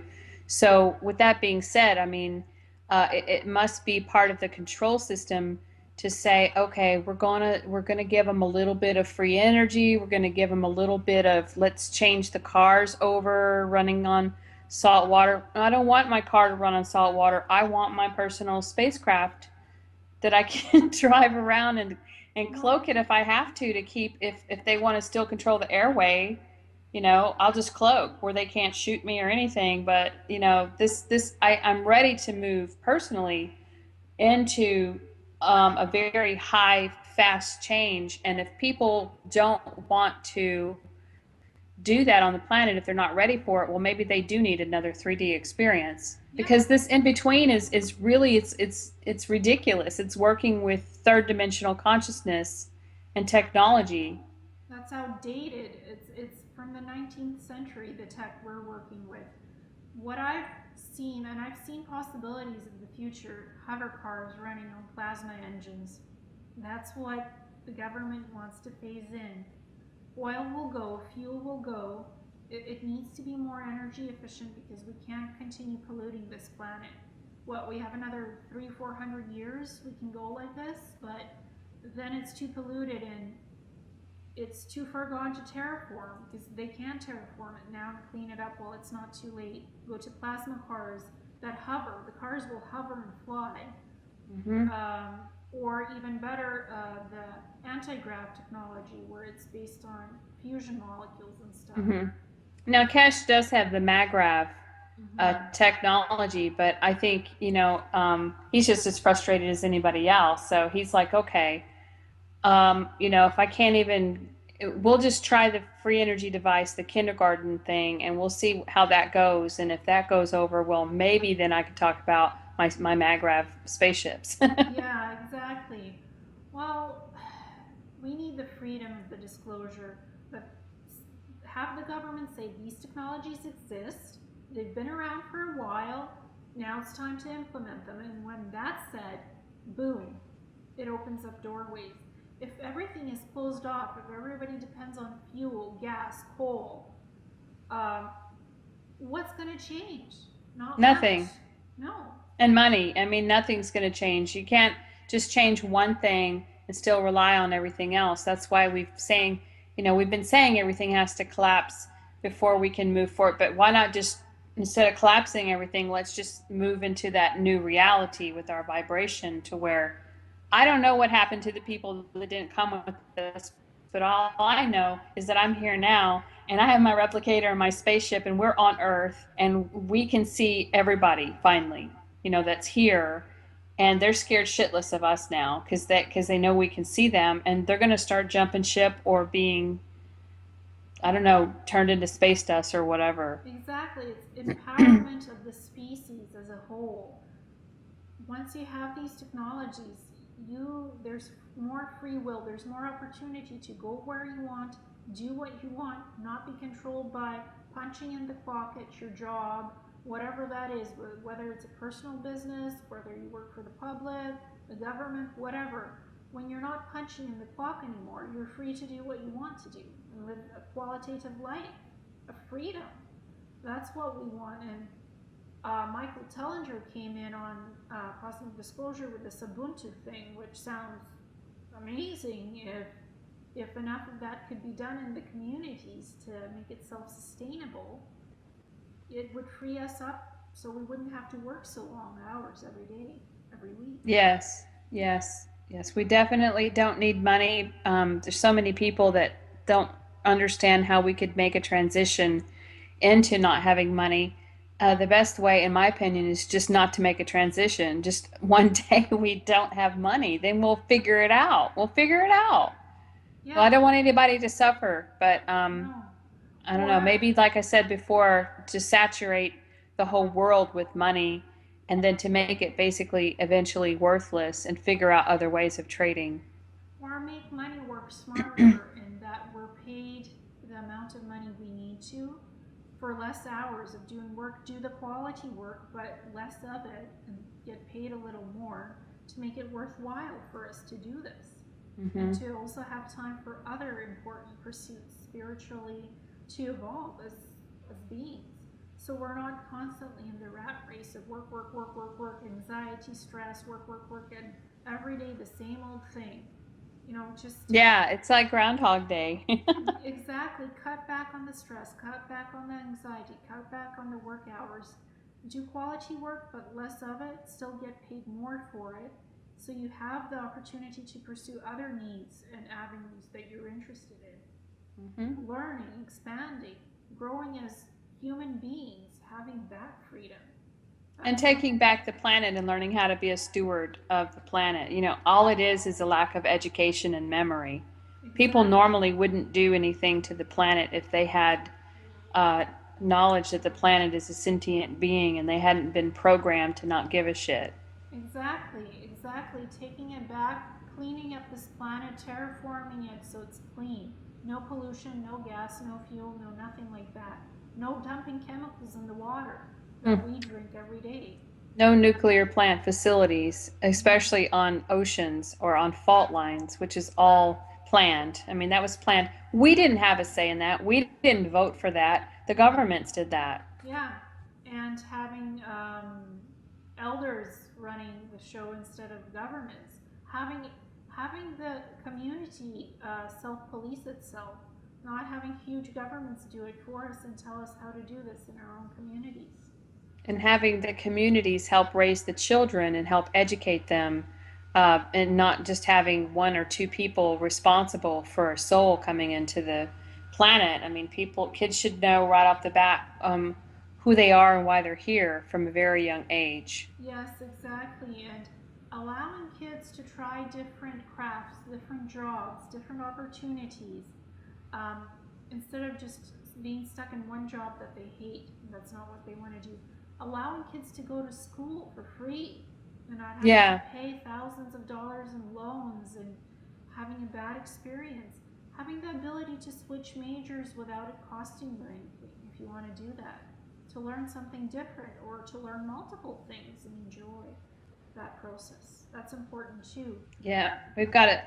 I'm definitely willing to, work as hard as I can to help make these changes. I just need a few tools in my toolbox. Me Right now, too. my toolbox is running pretty low. It's like you can't go build something, I can't go build that box that I want to grow my vegetables in because I don't own a saw. I don't own all these things, a drill, and I've got to go out and buy the wood and buy all these things. Well, I'm going to need some more tools in my toolbox to be able to step forward. But I know that we're laying the foundation by putting ourselves out there and saying that we're willing to be representatives, willing to be the ambassadors, we're willing to work hard if you give us the tools. But I'm not going to go build a house with just some hammers and a nail, or even no hammer at all. you Exactly. know. But what you can do if you don't want to build the box, buy some clay pots and just pot your tomatoes with. Buy some crystal chips. Don't If you don't want the box, you don't have to build the box. You can just buy a huge clay pot that's cheaper. Yeah, it's a metaphor for, the rest of everything that we're doing. Exactly. Yeah, But there's okay if you don't want to do it one way. There's got to be an exactly. easier way where you can do that same thing for cheaper and still get the results you want. My neighbor grows his tomatoes in clay pots and they're huge. Those suckers are big. They don't take up much space outside. So, it's there's ways around complications and if it's Yep. too hard one way, research another way to do it that's easier and cheaper. And you get Yep. better results. Absolutely. Well, I've covered everything on my list. Is there anything else that you'd like to say as we wrap up? Yes, about meeting ETs. If the spaceship lands, ask them Yes. ask them who they are, ask them their intentions towards you, and tell them to tell you the whole truth and nothing but the truth. Say, you cannot lie to me about anything. You have to tell me the truth. And they're obligated and obliged to tell you the truth if you state your intention the way, if it's worded correctly, they can't impinge on your free will. They just can't do it. Absolutely, absolutely. And that if you do your sovereignty and um contract revocation declaration, and you stand in, being a free will sovereign human being on this planet, that protects you and surrounds you with, the only thing they could do is trick you out of your free will from then on out. So you just have to make sure that you're not getting into any agreements with these beings, that maybe say, well, we want to change from service to self to service to others, and we want your help, because then you're basically giving up unknowingly your vessel to be vacated so they can jump in or whatever. So you just gotta be careful that you don't be tricked Yes, by any of them. permissions. I don't give them permission to do anything. Um, the only agreement I made is to share these experiences with people on the internet. That's the only agreement I made for contact. I am still myself. I am always me, the individual that I am. My free will is always mine. Nobody controls me. Nobody tells me what to do or how to do it. I get enough of that here on Earth. I Yeah, won't. I won't. yeah. I will not let the ETs do that to me. Sorry. Nope. Nope. Nope. Perfect. Freedom. So don't freak out if you see any ships. And according to Ray, they're going to be hanging out at 25 to 30,000 feet to be, starting to show themselves to see what the reaction might be to people here on the planet, and maybe start to, um, see if we're getting closer. Of course, we would just be waving, saying, "Okay, who are you?" and telepathically talking to them. But we'll see what happens. Every time Ray has a show, he always has at least one bit of information that keeps us moving forward. Just little by little by little keeps us moving forward, to something changing. Exactly. Well, the funny thing is, on the physical 3D existence of my everyday life, not one iota, not one ship have I seen. I the ships, when I go up, that's when I see the schematics. When I'm up on the ships, actually, I see the outside, the inside of the ship. I look at the schematics. I see them all when I'm up there. When I'm here on Earth, not one ship do I see. So it's What does interesting. that mean? Well, it means I get enough contact and exposure up there in space, so I don't really need to see physical validation of this on Earth for me to believe and understand what I'm doing and experiencing. It's enough for me to go up there and see it up there. I I've don't. always wondered, though, if our skies were more of a projection in the hologram. I think so too. I think our sky is cloaked, preventing us from seeing the ships. That's And what I think. I mean, they're cloaked too, but I think that for our own good, we have a projection of the same sky, and that's why we have the stupid, um, astrology and all that stuff to keep everything timed. And before they had calendars, they knew approximately what year, time it was from the stars. But what if that's all just a projection? I think it is, and there's so much pollution in the air, you can hardly see the stars anymore in places. And there's a lot of smog and fog, and there's just so much in weather modification, you can hardly see what's in the sky anymore. So I there's wonder what's really in the sky. I wonder if the big surprise, the big veil lifting, is if we actually get to see what's out there exactly, that would for be a cool. change, That would be so cool and wouldn't it? awesome. Yeah, well, when I'm out in space, I actually see what's out in space. I'm like, oh wow, there's so many cloak ships around this planet, it's not funny. And I can actually see them from the other ships that I'm on, and they show me these things. And I'm like, oh, okay, they look awesome. I don't need to see proof positive on when I'm on the planet when I'm back on And physical the ground. planet is round, not Ah, flat. it's somewhat round. It's not flat and it's not totally round. There's ridges and valleys. So it's the planet is not flat. People have asked me this question 20 times on YouTube. It's folks, it's not flat, it's not completely round. It has shapes and hollows, it's not perfectly spherical, but it's as spherical as it can get. So About kind of like an ovoid, kind of like an egg, but balanced on each end, and it has a hole in the North Pole that goes to yes, the inner Earth, and a hole in the South Pole. yes, And it's like a torus. The energy of Earth is like a torus moving in and out of the Earth at all times. exactly. And there's entrances in other places like Mount Shasta. There's underground tunnels. And folks, the planet is not completely hollow and it's not completely magma filled. It has nooks and crevices and crannies, so it's not hollow and it's not full of magma and rock either. Obviously, there's So, yeah. civilizations living there for millions of years, and the planet is older than 4 million years or billion years, whatever it is. It's Scientists are like, saying right yes, now. more than 4 billion, yes, for Yeah, sure. for billion and million and Well, time is just irrelevant. I mean, that's all made up too, so. exactly. Try more like 95 million years or something like that. This I think it's older than that. I think yes, it's in the billions. this planet has been around. It will be around for longer. And I mean, civilizations have come and gone. So So, how does one make a planet Earth template? Do they use the memory of what everything was like when they want to go create another planet? Do they use their yes, memories of being here? yes, memories, energies. Every universe, every multiverse has its own template where you can access the information from it, provided the planet has not been destroyed. Once it's destroyed, the template is gone. So, but if the planet is still there and it's in relatively good shape, you can take the template and clean it up. They can even take the template of this planet now, clean it up, and reuse it to make a different super Earth that's clean and vibrant. It's not polluted too. It's not too far gone. Well, once they do that, if they were to make a super Earth template and use that, could you use that to for the future templates? Or does it have to be from that original? It can be replicated about 4 times before Okay. it's no good.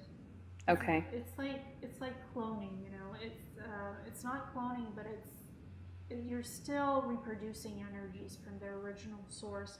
So 3 to 4 times they can do it before it runs out of that memory bank in the template. So have you had any connection with Gaia or the consciousness of the planet? She's been called several different names, and find out, she seems to be going to move forward with this period, no matter what humans decide to do. She's going to change. So from what I understand, she's not going to provide a third dimensional experience anymore at No, all. no. That'll help to be able to preserve her template. Yes, but Gaia wants a smooth transition without too many earthquakes, tsunamis, tidal waves, or disasters. The planet doesn't want a repeat of Atlantis. It doesn't want its land masses to fall or break off or sink. Like people are saying California is going to go down in history and sink, that there's going to be a huge earthquake. Gaia wants a smoother transition. Sure, there's going to be minor little earthquakes and shakeups and stuff, but she doesn't want huge disasters on the planet. So I'm one of the people holding the energy, so there's no huge earthquakes. So there's a smooth transition to this. Not like Ray saying there's going to be earthquakes, there's going to be this and that. That's not what the planet is telling me. She wants a smooth transition without too many natural disasters or man-made disasters by the people. Well, it seems like to me the best thing to do, and I'm back to that breaking point, when does she decide to go ahead and shift and, take the people who are ready to do that with her to where they just all of a sudden are in a slightly different vibration. And it would be different than if you were a ghost. If you had, it's different. It's like a higher fourth dimensional, or it could even be fourth, fifth dimensional frequency. Because right now we're in third, fourth dimensional. Yes, So we would just shift up to that next level. She would shift up. exactly. And some of us, I guess, have responsibilities to other people here on this earth. That's why we're still here doing what we do. Because Maybe we made contracts to help somebody wake up or to bring disclosure, to help more people so they could shift. So it's all based on your soul agreements as well, what you previously agreed to, and sometimes you can break those and make new We things made so happen. many new ones. I mean, we were ready. Some of us were ready, even though not completely 2012. We were ready, but we didn't do it then because we realized, okay, we did the calculations. Well, if we went 4 more years, how many people could we help? You know, and the numbers seemed to be worth it to Yeah, where we put ourselves back in Groundhog Day and some kind of time repetition to yeah. where we could hold off. Well, the funny thing is, what I'm seeing on YouTube with the videos I post, I started doing this last August and I have 1,000 something subscribers. How does that happen energetically so quickly? It usually doesn't. People are hard to trust. People, it's hard to, even people question me, well, why are you getting all of these pictures from the internet? Why aren't you taking pictures with ETs? They're on a different vibrational level. If I brought my cell phone or my camera, it wouldn't work in the fifth dimension because it's 3D equipment. They have their own holographic technology, but they can't expose that to us because the governments don't want this here on our planet. It's as simple as that. So how am I supposed to give you proof? I find representational images of what these beings look like, and it's fairly close. And I do my presentations, I do my interviews, I do my posts. That's the only way I can provide disclosure and proof. If that's not Well, enough for people, people, whatever. well, they want things handed to them on a silver platter when in fact, like I said before, the best thing is to get them thinking about things and try to trigger a memory within them because it's only real when they remember it or they think of it themselves. Exactly, exactly. I can give pointers. I can say, well, this looks like this looks like that. That's how it is. That's how I see it. You can make up your own mind by studying the images, the info, the interviews. I do the research. I really look for what closely represents these people and how they look. And then yet there's some people it's not going to resonate with because they haven't been anywhere. And that's So okay there's a too. lot of people that are on their first, second, incarnation here, and they haven't had all these lives on other planets. They came here from far, far, far away to just bring the positive energy and help the shift. So they're not going to even know what you're talking about. Exactly, and that's fine too. If you want to learn, you're welcome to. If you don't, that's okay too. I'm not forcing anybody to do this.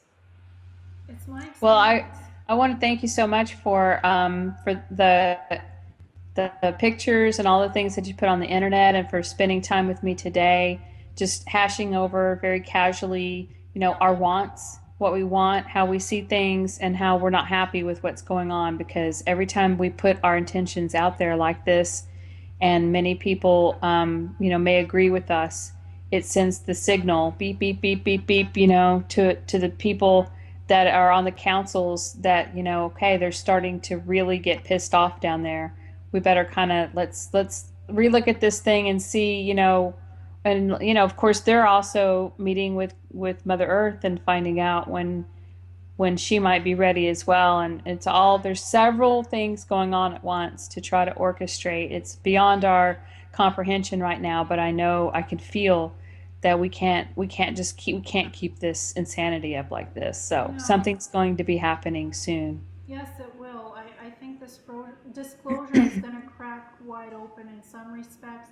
I'm ready to move into the higher dimension. I am tired of the same old quote of 3D life every day, being sick, being blah, blah, blah, being questioned about this and that. I would like some proof. I'd like to see some ships. I'd like to see disclosure. I'd like the governments to open up their mouths and say, this is what's really been going on. Yes, we lied to you, but it's okay. We're now telling the truth. Better to tell the truth now than Be destroyed be destroyed. as they Exactly. It's poof, into thin air. not too late. This is the transitional time. I've been hearing 8 years to get all of this all worked out. This disclosure, this energy, this free energy stuff. 8 years. I don't want to wait 8 years. I I don't really want to wait don't. 8 years either. No. I put my hand up and vote no 8 years. No 8 years. Let's have this now. This year should be the year it happens.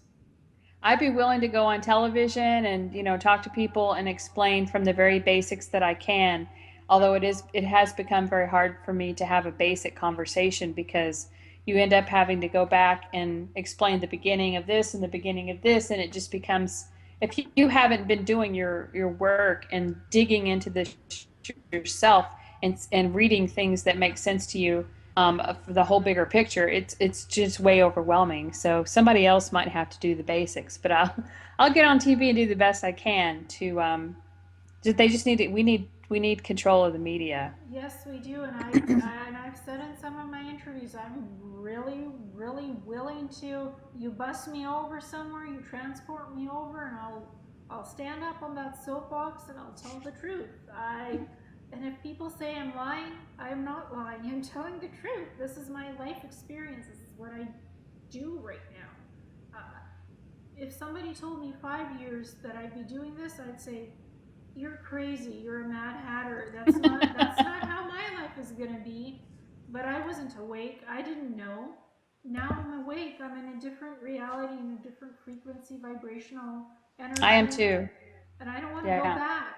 I don't want to go back. No, it's not possible for me to go. I'd rather leave the body than go back. So that's not happening. And I don't want to leave the body yet. I don't want to have a regret that I didn't do everything I could possibly do before I just gave up. So that's why I know something has to happen because I didn't make that deal. So all right, Ileana. Well, my throat's giving out here, so I gotta end it. But thank you so much. I'll put this up on YouTube, and I'll put your website at the bottom of this YouTube video for everyone to check out your pictures and try to jog some memories of star traveling and, perhaps their current life that they're having on another planet or a spaceship, so they can start connecting with that higher part of themselves. Exactly. We need to know our star lineages, where we came from, our blueprints.